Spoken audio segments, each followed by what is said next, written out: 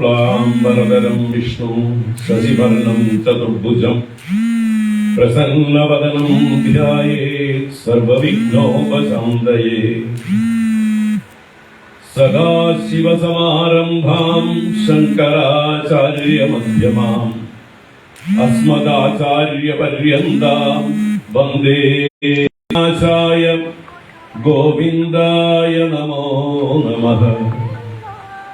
रामाय रामभद्राय रामचन्द्राय वेधसे रघुनाथाय नाथाय सीतायाः पतये नमः।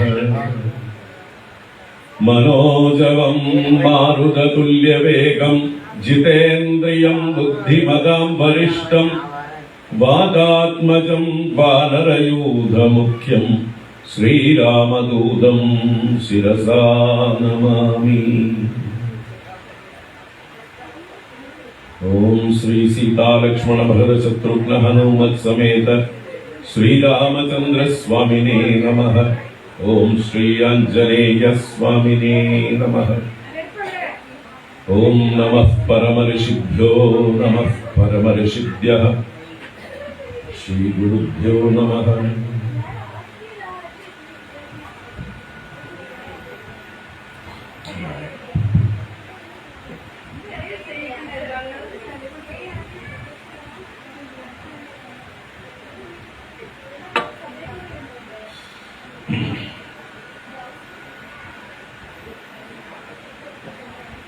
ഹരി ഓം. എല്ലാവർക്കും നമസ്കാരം.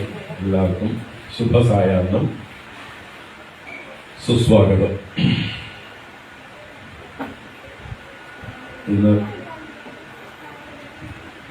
7-ാം ദിവസം നമ്മൾ തുടങ്ങിയിട്ട്, പക്ഷെ ഒരു ദിവസം ഇടയിൽ മുടങ്ങിയതുകൊണ്ട് 6-ാം ദിവസത്തെ വ്യാഖ്യാനം.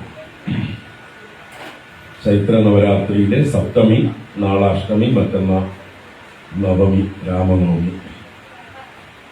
എല്ലാവർക്കും എല്ലാ ആശംസകളും. നമ്മളിവിടെ പുരുഷ സൂക്തം വ്യാഖ്യാനമാണ് കണ്ടുകൊണ്ടിരിക്കുന്നത്. ഇന്നത്തോടുകൂടി ഈ വ്യാഖ്യാനം തീരുകയാണ്, അഥവാ പുരുഷ സൂക്തം സെഷൻ തീരുകയാണ്. നാളെ ഇവിടെ സർവൈശ്വര്യ വിളക്ക് പൂജയാണ്.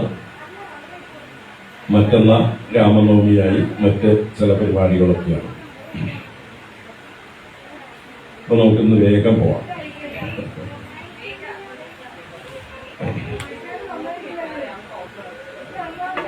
പുറകിൽ ആരാണ്? ശബ്ദം കുറയ്ക്കൂ. ഇവിടെ സ്റ്റേജിന്റെ പുറകിൽ ഒരാൾ ചെന്നൊന്ന് പറയൂ, ഇവിടെ ഒരു പരിപാടി നടക്കേണ്ടത്.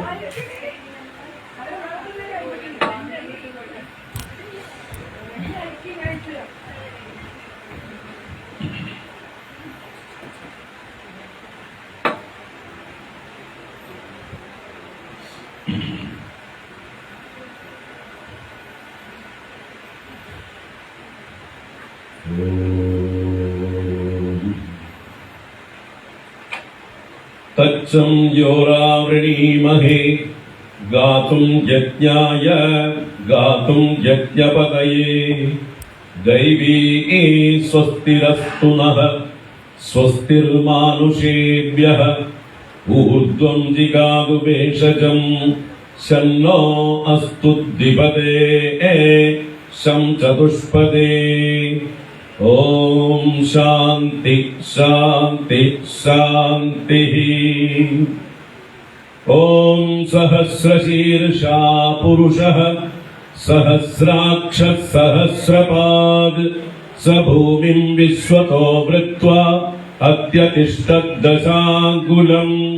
पुरुष एवेदगं सर्वं यद्भूतं यच्च भव्यम् उदामृतत्वस्येषानः यदन्नेनातिरोहति एतावानस्य महिमा अतो जायागंश्च पूरुषः पादोऽस्य विश्वाभूतानि त्रिपादस्यामृतं दिवि त्रिपादूर्ध्व उदयेत् पुरुषः पादोऽस्येह भवात् पुनः ततो विश्वं विक्रामत् शासनानशने अभि तस्माद् विराड जायत विराजो अधिपूरुषः स जातो अत्यरिच्यत पश्चात् भूमिमदो पुरः यत्पुरुषेण हविषा देवयज्ञमतन्वत वसन्तो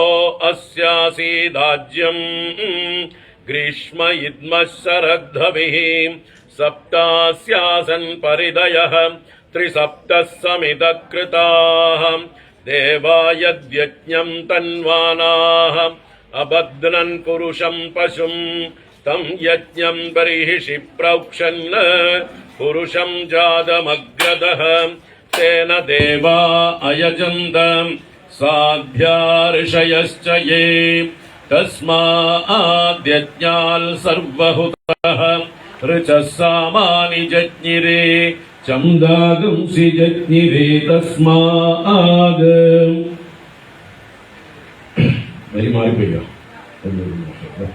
तेन देवा अयजन्त साध्या ऋषयश्च ये तस्माद्यज्ञाल् सर्वहुतः संवृतम् पृषदाज्यम् पशुगुस्तागुंश्चक्रे वायव्यान् आरण्यान् ग्राम्याश्च ये तस्माद्यज्ञाल् सर्वहुतः ऋचः सामानि जज्ञिरे छन्दागुंसि जज्ञिरे तस्माद् यजुस्तस्मादजायत तस्मादश्वा अजायन्त एके चोभयादतः गावोह जज्ञिरे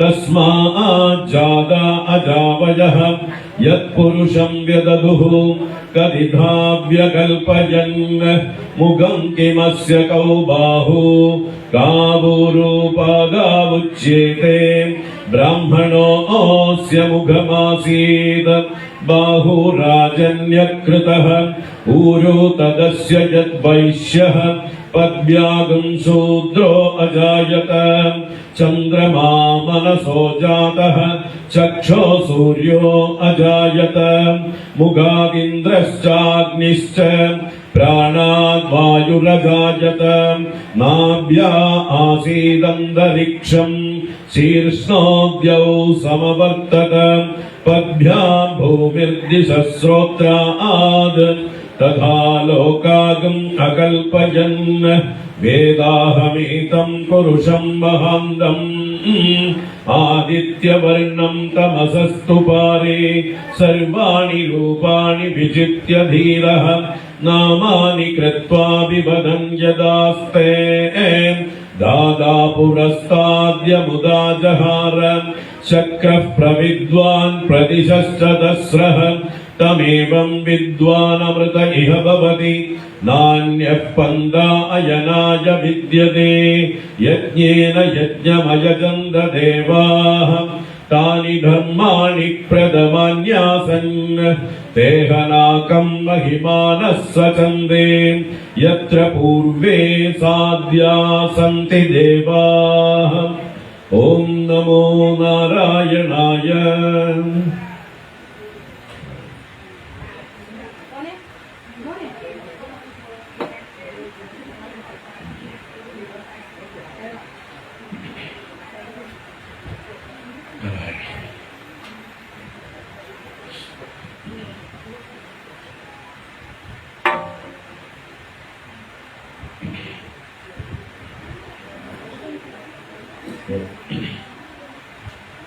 വിരാട് പുരുഷന്റെ മഹാത്മ്യം, വിരാട് പുരുഷന്റെ വലിപ്പമെല്ലാം വർണ്ണിച്ച് വിരാട് പുരുഷനിൽ നിന്ന് എങ്ങനെയാണ് ഈ വിശ്വം ആവിർഭവിച്ചത് അല്ലെങ്കിൽ മാനിഫെസ്റ്റ് ചെയ്തത് എന്നത് വിശദീകരിച്ചു കൊണ്ടിരിക്കുകയാണ്. വിശദീകരിക്കലൊന്നുമല്ല, വളരെ ചുരുക്കമായിട്ട് അല്ലെ, ക്ലൂകൾ മാത്രമാണ്. അത് വെച്ചിട്ട് നമ്മൾ അതിന്റെ വ്യാഖ്യാനത്തിലൂടെ കുറച്ചുകൂടി വിസ്തരിച്ച് കാണണമെന്ന് മാത്രം. വാസ്തവത്തിൽ ഈ പുരുഷസൂക്തത്തിന്റെ വലിയ വ്യാഖ്യാനങ്ങളായിട്ട് നമ്മുടെ പുരാണങ്ങളില് ഈ പുരുഷസൂക്ത സമാനമായിട്ടുള്ള അല്ലെങ്കിൽ പുരുഷസൂക്തത്തിന്റെ ആശയം കൂടുതൽ വിപുലമാക്കുന്ന സ്തുതികളുണ്ട്. ഭാഗവതത്തിലാവട്ടെ, അല്ലെങ്കിൽ അധ്യാത്മരാമായണത്തിലാവട്ടെ മറ്റു പുരാണങ്ങളിലാവട്ടെ എല്ലാ പുരാണങ്ങളിലും ഈ പുരുഷ സൂക്തം പോലെയുള്ള സ്തുതികളുണ്ട്. എന്താണ് പുരുഷ സൂക്തത്തിന്റെ ആശയം? അതിനെ ഒന്നുകൂടെ ഉപബൃംഭണം ചെയ്യുക, നന്നായി വലുതാക്കുക എന്നർത്ഥം. അപ്പൊ അത് ആ സ്തുതികൾ വായിച്ചാൽ നമുക്ക് കുറെ കൂടി ക്ലാരിറ്റി ഉണ്ടാവും. ഭാഷയും ലളിതമാണ്, വിസ്താരവും ഉണ്ട്. അതുകൊണ്ട് അതും കൂടി ചേർത്ത് നമ്മൾ പഠിക്കുമ്പോൾ ഇതിന്റെ കൂടുതൽ ആശയം നമുക്ക് ഉൾക്കൊള്ളാൻ പറ്റും. ഇത് ഏറ്റവും ആദ്യത്തെ സൂക്തമാണ്, അല്ലെ? സൂക്തങ്ങളിൽ വെച്ച് ആദ്യത്തെ സൂക്തമാണ് പുരുഷ സൂക്തം. അപ്പൊ അതിൻ്റെതായിട്ടുള്ള ഭാഷ, ഏറ്റവും പ്രാചീനമായിട്ടുള്ള വൈദിക സംസ്കൃത ഭാഷയാണ് അതിൽ ഉപയോഗിച്ചിരിക്കുന്നത്. അപ്പൊ അതിനെ ഗ്രാമറൊക്കെ ഉണ്ടാവുന്നതിന് മുമ്പുള്ളവരാണ്. ഗ്രാമറൊക്കെ വേദം ഉണ്ടായതിനു ശേഷമാണ് പാണിനി സംസ്കൃത ഭാഷയ്ക്ക് വ്യാകരണ നിയമങ്ങളൊക്കെ ഉണ്ടാക്കിയത്. അദ്ദേഹത്തിന്റെ അഷ്ടാധ്യായി എന്ന് പറയുന്നതായിട്ട് വ്യാകരണ ശാസ്ത്രം ഉണ്ടായത്. അദ്ദേഹത്തിന്റെ സൂത്രങ്ങൾ എന്ന് പറയുന്ന 4000-ഓളം വ്യാകരണ സൂത്രങ്ങളുണ്ട്. ഇതെല്ലാം ഉണ്ടായത് പിന്നീടാണ്. അപ്പൊ വേദത്തിൽ നമ്മൾ വ്യാകരണം തപ്പിയാൽ ശരിയാവില്ല. ലൗകിക വ്യാകരണത്തിന്, ലൗകിക സംസ്കൃതത്തിലെ വ്യാകരണത്തിൽ നിന്ന് വ്യത്യസ്തമായിരിക്കും വേദത്തിലെ വ്യാകരണം. അവിടെ പലപ്പോഴും വ്യാകരണ നിയമങ്ങളൊക്കെ ലംഘിച്ചിട്ടുണ്ടാവും, അല്ലെങ്കിൽ മാറിയിട്ടുണ്ടാവും. അപ്പൊ അവിടെ നമ്മൾ വ്യാഖ്യാനിക്കുമ്പോൾ ഛാന്ദസം എന്ന് പറയും. ഛാന്ദസം എന്ന് പറഞ്ഞാൽ വേദത്തിന് ഇതിൽ നിന്ന്, വ്യാകരണ നിയമങ്ങളിൽ നിന്ന് എക്സംഷൻസ് ഉണ്ട്. ആ എക്സംഷനെ സൂചിപ്പിക്കാൻ വേണ്ടിയിട്ടാണ് ഛാന്ദസം എന്ന് പറയുന്നത്. ഈ വ്യാകരണ നിയമങ്ങൾ ഛാന്ദസമാണ്. വളരെ ദൃഷ്ടാന്തങ്ങൾ പറയും. നമ്മൾ ഏറ്റവും പ്രശസ്തമായിട്ടുള്ളൊരു ശാന്തി മന്ത്രമാണ് അഥർവവേദത്തിലെ ശാന്തി മന്ത്രം. ഓം ഭദ്രം കർണേഭിഃ ശൃണുയാമ ദേവാഃ ഭദ്രം പശ്യേമാക്ഷഭിർയജത്രാഃ എന്ന് തുടങ്ങുന്ന ആ ശാന്തി മന്ത്രം. അപ്പൊ ഭദ്രം കർണേഭിഃ ശൃണുയാമ ദേവാഃ എന്നാണ് ഈ വേദത്തിൽ ഈ മന്ത്രം പറഞ്ഞിരിക്കുന്നത്. കർണേഭിഹി എന്ന പ്രയോഗം വാസ്തവത്തിൽ കർണ ശബ്ദത്തിന് തൃതീയ ബഹുവചനം കർണൈഹി എന്നാണ്. അപ്പൊ കർണൈഹി എന്നുള്ളത് കർണേഭിഹി എന്ന് പ്രയോഗിച്ചിരിക്കുന്നു. അത് ഇപ്പോഴത്തെ വ്യാകരണ നിയമങ്ങളുടെ, അല്ലെങ്കിൽ പാണിനീയ വ്യാകരണ നിയമങ്ങളുടെ ലംഘനമാണ്. അതെന്താണ്? പാണിനിക്ക് മുമ്പേ ഉള്ളതാണ്. നമ്മുടെയൊക്കെ പൂർവീകർ ചെയ്ത കാര്യങ്ങൾക്ക് ഇപ്പൊ നിയമം ഉണ്ടാക്കിയാൽ അവർക്കത് തെറ്റാണോ? അവർക്കത് ബാധകമാണോ? അല്ല. നിങ്ങൾ നിയമം ഉണ്ടാക്കുന്നതിന് മുമ്പേ സംഭവിച്ചു പോയതാണ്. അതുകൊണ്ട് ഈ നിയമങ്ങളൊക്കെ with effect from such and such date, അല്ലെ? നിയമങ്ങൾക്ക് ഡേറ്റ് ഉണ്ട്, ഇന്ന് മുതൽ പ്രാബല്യത്തിൽ വരണു എന്നുള്ളത്. അതുപോലെ പാണിനീയ വ്യാകരണങ്ങളും പ്രാബല്യത്തിൽ വരുന്നതിന് മുമ്പേ ഉള്ളതാണ് വൈദിക നിയമങ്ങൾ. അപ്പൊ ആ വൈദികത്തിൽ നമ്മൾ പല പദങ്ങൾക്കും എന്താ പറയുക, കൃത്യമായിട്ടുള്ള അർത്ഥം ചിലപ്പോൾ നമ്മൾ ഇപ്പോഴത്തെ വ്യാകരണ നിയമം വെച്ച് തപ്പിയാൽ കിട്ടില്ല. അപ്പൊ അതും കൂടി ഉള്ളിൽ വെക്കണം എന്ന് പറയും. അതുകൊണ്ടാണ് അറിവുള്ള ആചാര്യന്മാരുടെ വ്യാഖ്യാനം സഹായം വേണം.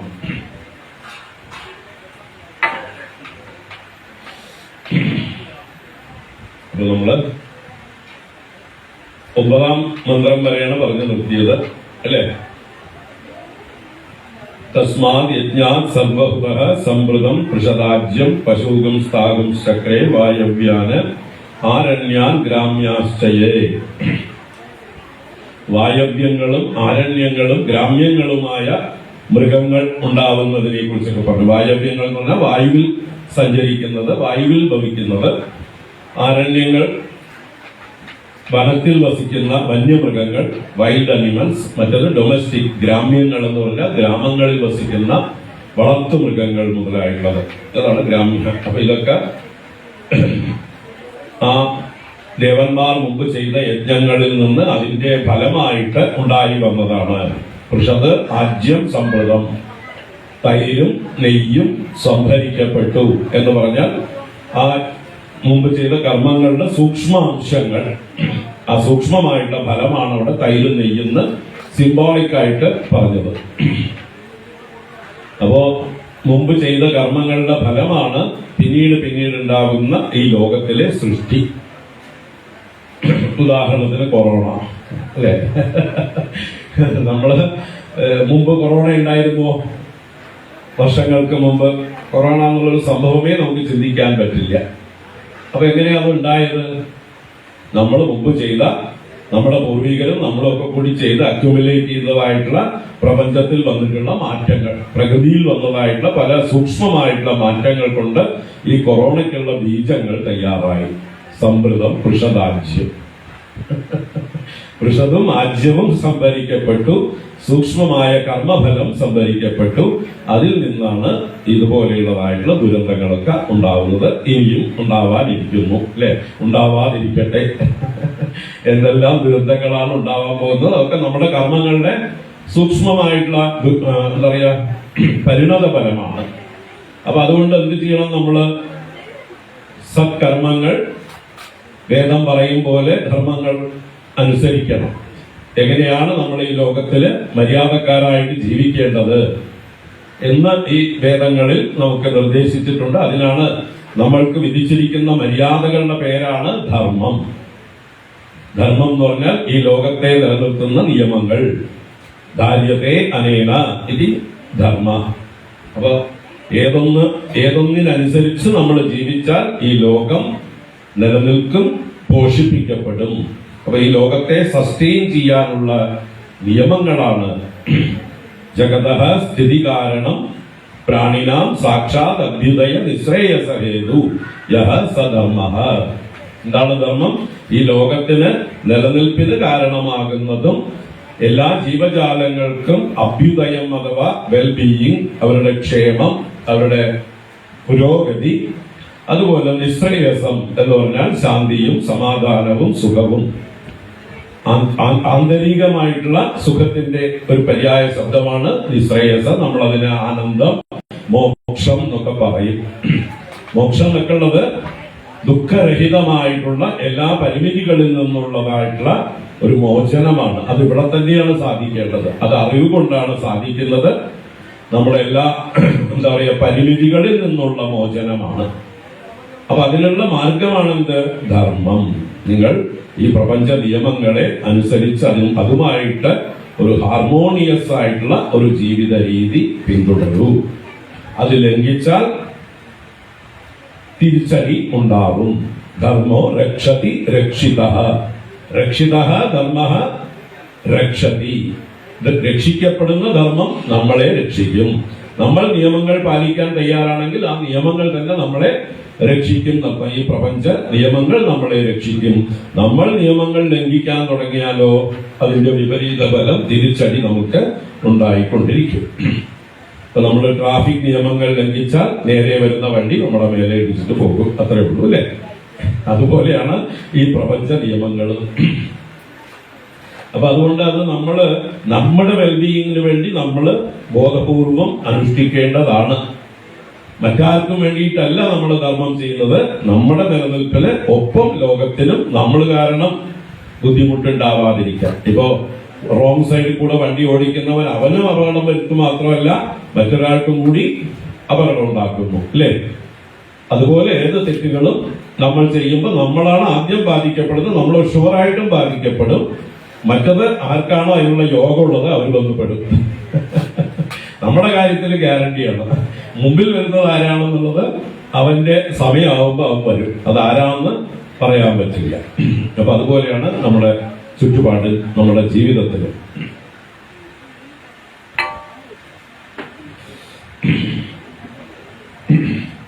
അപ്പൊ ഇനി 10ാമത്തെ മന്ത്രത്തിന്റെ തുടക്കം. തസ്മാദ് യജ്ഞാത് സർവഹുതഃ ഋചഃ സാമാനി ജജ്ഞിരേ ഛന്ദാഗം സിജജ്ഞിരേ തസ്മാദ് യജുസ്തസ്മാദജായത. തസ്മാദ് യജ്ഞാത് സർവഹുതഃ.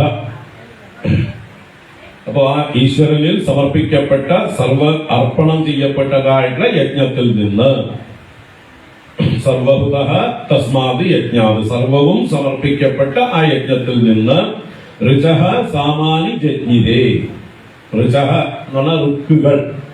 ഋക്കുകൾ എന്ന് പറഞ്ഞാൽ വേദമന്ത്രങ്ങളുടെ ഒരു എന്താണ്, സ്തുതി രൂപമായ മന്ത്രങ്ങളെയാണ് ഋക്കുകൾ എന്ന് പറയുന്നത്. അപ്പൊ അതിന്റെ ബഹുവചനമാണ് ഋക്ക് എന്ന ഏകവചനം, ഋചഃ എന്ന് ബഹുവചനം. അപ്പൊ ഋജഹ ആ സ്തുതിരൂപങ്ങളായ മന്ത്രങ്ങളും, അതിനെ തന്നെ നമുക്ക് ഋഗ്വേദം എന്ന് പറയാം. സ്തുതിരൂപമാണ് ഋഗ്വേദത്തിലെ മന്ത്രങ്ങൾ ഭൂരിപക്ഷവും. അപ്പൊ അതുകൊണ്ട് അതിനെ ക്ലാസിഫൈ ചെയ്തതാണ് ഇപ്രകാരം. ഇതാണ് ഇതിന്റെ സ്വരൂപം. ഇതിൽ ധാരാളമായിട്ട് സ്തുതികളാണ്, ദേവതാ സ്തുതികളാണ്, ഈശ്വര സ്തുതികളാണ്. ഈ പ്രപഞ്ചത്തെ മൊത്തത്തിൽ പല രീതിയിൽ സ്തുതിക്കുന്നതാണ് ഋഗ്വേദത്തിലെ മന്ത്രങ്ങൾ, ഋക്കുകൾ കൊണ്ട്. അപ്പൊ ആ ഋക്കുകൾ ഉണ്ടായത് ഈശ്വരനെ സ്തുതിക്കാൻ വേണ്ടിയിട്ടാണ്. ഈശ്വരനെ ഏത് രൂപത്തിൽ സ്തുതിക്കാൻ? കാണുന്ന എല്ലാ രൂപത്തിലും. കാണുന്നതെല്ലാം ഈശ്വരനാണ്. കാരണം ഈശ്വരൻ നമ്മളെല്ലാം വിസ്തരിച്ച് കണ്ടു കഴിഞ്ഞാണ്. ഈ ഓരോ ദിവസവും പുതിയ പുതിയ ആളുകൾ വരുമ്പോൾ നമ്മൾ വീണ്ടും പഴയത് തന്നെ ആവർത്തിക്കേണ്ടി വരുന്നു. ഇതൊക്കെ ഇത്രയും ദിവസം തന്നെ പറഞ്ഞുകൊണ്ടിരുന്നത് അല്ലേ? അപ്പോ ഋക്കുകൾ ഉണ്ടായി. ഋചഹ സാമാനി ജജ്ഞിരേ. ഋക്കിൽ നിന്നും അല്ലെങ്കിൽ ഋക്കുകളും സാമാനി എന്ന് പറഞ്ഞാൽ സാമമന്ത്രങ്ങൾ, സാമവേദത്തിലെ മന്ത്രങ്ങളെയാണ് ഇവിടെ സാമാനി എന്ന് പറഞ്ഞത്. സാമങ്ങൾ സംഗീതാത്മകമാണ്. നല്ല ഉച്ചത്തിൽ പാടാനുള്ള, നീട്ടി പാടാനുള്ള മന്ത്രങ്ങളാണ് സാമം. സാമഗാനം ചെയ്യാന്ന് പറയാ. ഋക്കുകൾ ഘോഷിക്കാനുള്ളതാണ്. മന്ത്രങ്ങൾ ഘോഷിക്കുന്നു, സാമം ഗാനം ചെയ്യുന്നു മാത്രം. അപ്പൊ അങ്ങനെ സാമമന്ത്രങ്ങളും സാമവേദവും ഛന്ദാംസി ജജ്ഞിരേ തസ്മാത് യജുഹു അജായത. യജുസ് തസ്മാത് അജായത. അവിടെ ഛന്ദാംസി ജജ്ഞിരേ എന്ന് പറഞ്ഞാല് ഗായത്രി, തൃഷ്ടുപ്പ്, അനുഷ്ടുപ്പ് മുതലായിട്ടുള്ള വൈദികങ്ങളായ ഛന്ദസ്സുകൾ.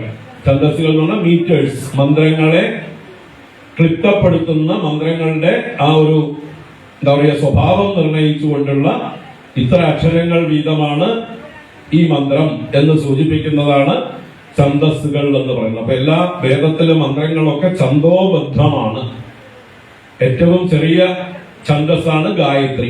24 അക്ഷരങ്ങളാണ് അതിന് പ്രധാനമായിട്ട്. 22ഉം 23ഉം അക്ഷരങ്ങളുള്ളതുകൊണ്ട് അതിനെയൊക്കെ ഗായത്രിയിൽ തന്നെ പെടുത്തും. നിജുർ ഗായത്രി, വിരാട് ഗായത്രി എന്നൊക്കെ ഓരോന്ന് ചുരുങ്ങുമ്പോ പേര് മാറും. 25 അക്ഷരങ്ങളായാലും 26 അക്ഷരങ്ങളായാലും ഗായത്രിയിൽ തന്നെ പെടും.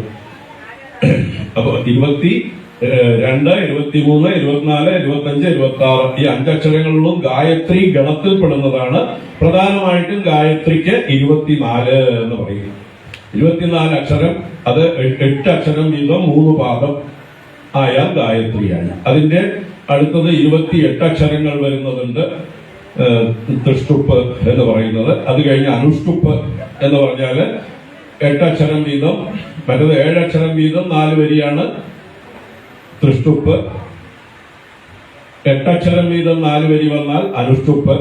അങ്ങനെ 36, 40, 44 ഇങ്ങനത് അക്ഷരങ്ങൾ കൂടുന്തോറും പേര് മാറി മാറി വരും. ബൃഹതി, ജഗതി എന്നൊക്കെയാണ് ഛന്ദസ്സുകൾക്ക് പേര്. അങ്ങനെ പല പേരുകളിലുള്ള ഛന്ദസ്സുകൾ ഉണ്ടായി എന്ന് ഒരർത്ഥം. മറ്റൊരർത്ഥത്തിൽ ഋജഹ ഛന്ദാംസി അജായത, സാമാനി ഛന്ദാംസി അജായത, ഈ ഛന്ദസ്സുകളെ അവിടേക്കും വിശേഷണമായിട്ട് കണക്ട് ചെയ്യാം. ഋക്മന്ത്രങ്ങൾ ഉണ്ടായി, ഋച്ഛന്ദസ്സുകൾ ഉണ്ടായി, സാമഛന്ദസ്സുകൾ ഉണ്ടായി, യജു തസ്മാത് അജായത. പിന്നെ യജുർവേദ മന്ത്രങ്ങളും അതിൽ നിന്നുണ്ടായി. യജുർവേദം പൊതുവെ ഗദ്യസ്വരൂപമാണ്, ഗദ്യാത്മകമാണ്. ഇപ്പൊ നമ്മൾ ഈ ചൊല്ലുന്ന പുരുഷസൂക്തം തന്നെ ഗദ്യരൂപത്തിലാണ്. പിന്നെ അതിനെ നമ്മൾ 4 വരികളായി തിരിച്ചിരിക്കുകയാണ്.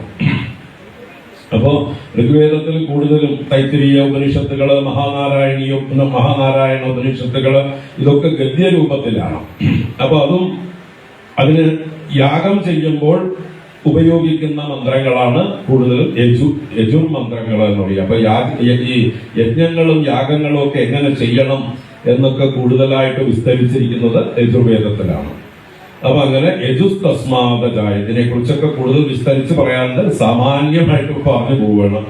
അങ്ങനെ യജുർവേദവും ഉണ്ടായി. അപ്പൊ ഇങ്ങനെ വേദങ്ങൾ ആവശ്യത്തിനനുസരിച്ച് സൃഷ്ടിയുടെ ആദിയിൽ തന്നെ ഉണ്ടായി വന്നു.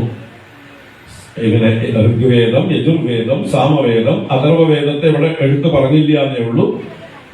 അതുകൂടി ഉണ്ടായി. അങ്ങനെ 4 പ്രകാരത്തിലുള്ള വേദങ്ങൾ സൃഷ്ടിയുടെ ആരംഭത്തിൽ തന്നെ ഉണ്ടായി. എന്തിനു വേണ്ടി?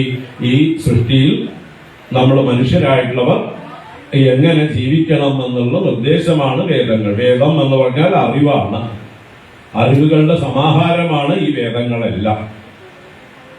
എങ്ങനെയാണോ ഏതെങ്കിലും ഒരു മാനുഫാക്ചറർ ഒരു യന്ത്രം ഉണ്ടാക്കുമ്പോൾ അതിന്റെ കൂടെ ഒരു ബുക്കിലെറ്റ് നമുക്ക് തരും അല്ലെ, എങ്ങനെ അതിനെ ഹാൻഡിൽ ചെയ്യണം, ഹൗ ടു ഓപ്പറേറ്റ്.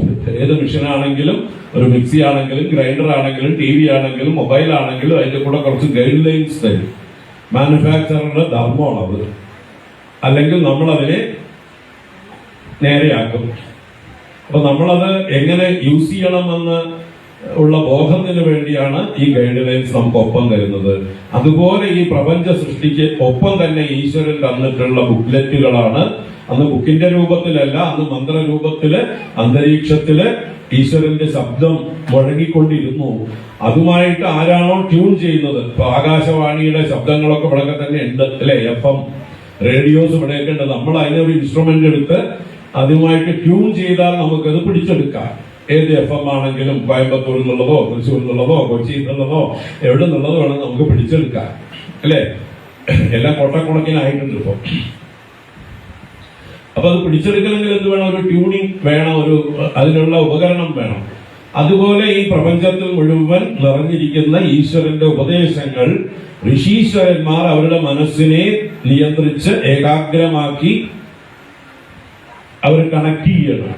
അപ്പോഴാണ് അവർക്ക് ഈ ശബ്ദം അവർക്ക് കേൾക്കാൻ പറ്റുക. ഈശ്വരന്റെ ഉപദേശങ്ങൾ അവർ ഗ്രഹിച്ച് നമ്മളോട് വിളിച്ചു പറയുകയാണ്. അതുപോലൊരു വിളിച്ചു പറയൽ ഇവിടെയുണ്ട്. വേദാഹമേകം പുരുഷം മഹാന്തം ആദിത്യവർണം തമസസ്പരസ്താത് എന്ന് വരുന്ന മന്ത്രമുണ്ട്. അപ്പൊ ആ മഹാനായ പുരുഷനെ ഞാൻ അറിയുന്നു. വേദാഹമേകം പുരുഷം മഹാന്തം, ആ മഹാന്തം പുരുഷം അഹം വേദ. ആ മഹാനായ പുരുഷനെ, ആ വിരാട് പുരുഷനെ ഞാൻ അറിയുന്നു. അദ്ദേഹത്തിന്റെ ഉപദേശങ്ങൾ എനിക്ക് ഉൾക്കൊള്ളാൻ കഴിയുന്നു എന്നാണ് അതിന്റെ അർത്ഥം. ഞാൻ അറിയുന്നു എന്ന് പറയുമ്പോൾ എനിക്ക് അവിടെ നിന്നാണ് ഇതെല്ലാം കിട്ടുന്നത് എന്ന് വിളിച്ചു പറയുകയാണ്. എന്റേതല്ല ഇതൊന്നും, ഞാൻ സ്വന്തമായിട്ട് ഉണ്ടാക്കിയ നിയമങ്ങളല്ല ഈ വേദങ്ങളൊന്നും. ഇതെല്ലാം ആ പ്രപഞ്ച സൃഷ്ടികർത്താവിന്റെ ശബ്ദം തന്നെയാണ്.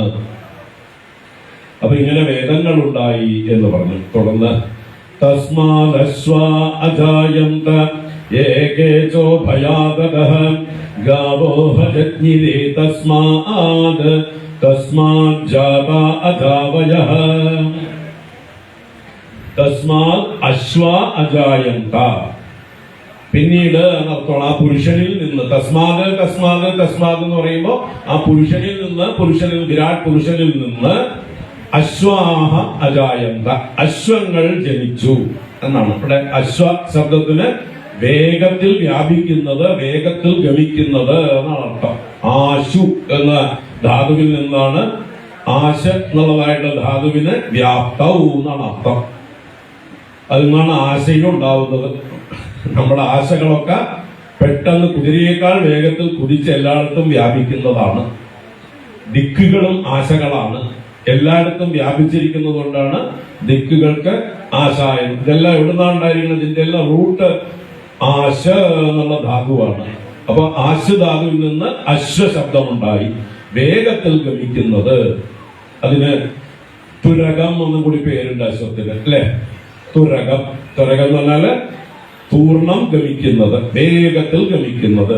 അപ്പൊ അങ്ങനെയുള്ള അശ്വ അജായന്ത എന്ന് പറയുമ്പോൾ സ്ഥൂലാർത്ഥത്തില് കുതിരകൾ ഉണ്ടായി, വേഗത്തിൽ കുതിച്ചു ചാടുന്ന കുതിരവർഗങ്ങൾ ഉണ്ടായി എന്നാണ്. മറ്റൊരർത്ഥത്തിൽ അശ്വ ശബ്ദത്തില് കാലം എന്നർത്ഥമുണ്ട്. വേഗത്തിൽ ഗമിക്കുന്നതല്ലേ കാലവും. അപ്പൊ കാലം ഉണ്ടായി എന്നും കൂടി, ആ വിരാട് പുരുഷനിൽ നിന്ന് കാലം ഉണ്ടായി. ഇതെല്ലാം സിമുൾട്ടേനിയസ് ആണ് കേട്ടോ, അല്ലാതെ 1 by 1 ആയിട്ട് കണക്കാക്കാൻ പാടില്ല. എല്ലാം ഒരേ സമയത്ത് സംഭവിക്കുന്നതാണ്. അല്ല മുമ്പേ യജ്ഞങ്ങളൊക്കെ ഉണ്ടായി, വേദങ്ങൾ ഉണ്ടായി, അത് കഴിഞ്ഞിട്ടാണോ കാലം ഉണ്ടായത് എന്ന് നോക്കരുത്. തസ്മാത്, നിങ്ങളുടെ ശരീരത്തില് അവയവങ്ങൾ ഉണ്ടായി വരുന്നത് പലതും ഒന്നിച്ചുണ്ടായി വരും അല്ലെ. ചെറിയ ക്രമം ഉണ്ടാവും, പക്ഷെ അതിന് ഇപ്പൊ നിങ്ങളുടെ തലയിൽ തലമുടി ഉണ്ടാവുന്നത് ഒരു ദിവസം ഉണ്ടായിട്ട് പിന്നെ പിറ്റേ ദിവസമാണ് അടുത്തത് ഉണ്ടാവുന്നത്. ഒരു വൃക്ഷത്തിലെ ഇലകൾ ഉണ്ടാവുന്നത് ഓരോ ദിവസമായിട്ടാണോ? എല്ലാം ഒരേ സമയത്ത് അല്ലെ. അപ്പൊ അതുപോലെയാണ് ഇവിടെ വിരാട് പുരുഷനിൽ നിന്ന് വിജൃംഭിച്ചു വരികയാണത്. അല്ലാതെ ഓരോന്നോരോന്നായി ജനിച്ചു വരികയല്ല. മറഞ്ഞിരുന്നത്, ഒന്നായിരുന്നത്, അൺമാനിഫെസ്റ്റ് ആയിരുന്നത് മാനിഫെസ്റ്റ് ആവുകയാണ്. ഒരു എന്താ പറയുക, അതിന്റെ ഒരു കവർ പൊട്ടിച്ച് പുറത്തേക്ക് പ്രകാശിക്കും പോലെ. മുട്ടയിൽ നിന്ന് കോഴി വരുന്നത് എങ്ങനെയാണ്, പക്ഷികൾ വരുന്നത് എങ്ങനെയാണ്? അതിന്റെ അവയവങ്ങളോടുകൂടി തന്നെയല്ലേ, ഒന്നിച്ചല്ലേ വരണത്. അതിന്റെ ചിറകുകളും കൈയും കാലും ഒക്കെ ഉണ്ടായില്ലേ, കൊക്കൊക്കെ ഒന്നിച്ച് തന്നെ വരുന്നത്. പിന്നെ അതിൽ കൂടുതൽ വളർച്ച ഉണ്ടാവുന്നു. എന്തായാലും അവയവങ്ങളൊക്കെ ഒന്നിച്ചു തന്നെയാണ് വരുന്നത്. അപ്പൊ അതുപോലെ കരുതണം നമ്മള്. നമ്മുടെ കാലം ഉണ്ടായി എന്ന് പറഞ്ഞാൽ ഈശ്വരനിൽ നിന്ന് കാലവും അതേ സമയം ഉണ്ടായി. കാരണം കാലത്തിലാണ് എല്ലാ കർമ്മങ്ങളും, എല്ലാ വ്യവഹാരങ്ങളും, എല്ലാ പരിണാമങ്ങളും എന്തും നടക്കുന്നത് എവിടെയാണ്? കാലത്തിലാണ്. അപ്പൊ കാലത്തിന്റെ അർത്ഥം കൂടിയാണ് ഇവിടെ അശ്വ ശബ്ദത്തിന്. വെറും കുതിര എന്ന് മാത്രമല്ല, കുതിരകൾ ഉണ്ടായിന്നും എടുത്തോളൂ, കാലം ഉണ്ടായിന്നും എടുത്തോളൂ. ഏകേച ഉഭയാദത.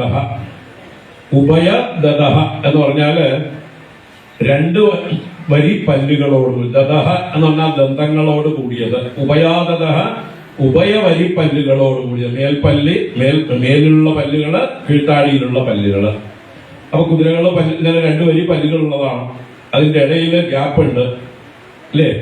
ഇത് കാലത്തിനെ തന്നെ സൂചിപ്പിക്കുന്നതുമാണ്. കാലം പകലും രാത്രിയും സന്ധ്യയും. രണ്ടുവരി പല്ലുകള് പകലും രാത്രിയും, മധ്യത്തിൽ ഗ്യാപ്പ് സന്ധ്യയും. രണ്ടും കൂടിച്ചേരുന്ന സ്ഥലം, സന്ധി ചെയ്യുന്ന സ്ഥലമാണ് സന്ധ്യ. പകലും രാത്രിയും കൂടിച്ചേരുന്നത് സന്ധ്യ. അപ്പൊ ഇങ്ങനെ രാവും പകലും സന്ധ്യകളും ഉണ്ടായി എന്നും കൂടി അർത്ഥം. രണ്ടുവരി പല്ലുള്ള ജന്തുക്കൾ ഉണ്ടായി എന്നും അർത്ഥം. എല്ലാം സിമിൾട്ടേനിയസ് ആണ്. അപ്പൊ രണ്ടർത്ഥത്തിലും എടുക്കുന്നതിൽ ദോഷമൊന്നുമില്ല. ഈ രണ്ടർത്ഥങ്ങളും എടുക്കണമെന്ന് ആചാര്യന്മാർ പറഞ്ഞു തരികയാണ്. അതുപോലെ ഗാവോഹ യജ്ഞിരേ തസ്മാത്. ഗാവഹ എന്ന് പറഞ്ഞാൽ ഗമിക്കുന്നത് എന്നാണ്. ഗമിക്കുന്നത് ഗോക്കൾ. ഗമിക്കുക എന്ന് പറഞ്ഞാൽ സഞ്ചരിക്കുക. അപ്പൊ പശുക്കൾ ഉണ്ടായി എന്ന് ഒരർത്ഥം. പശുവും പശുവർഗവും ഉണ്ടായി എന്ന് ഒരർത്ഥം.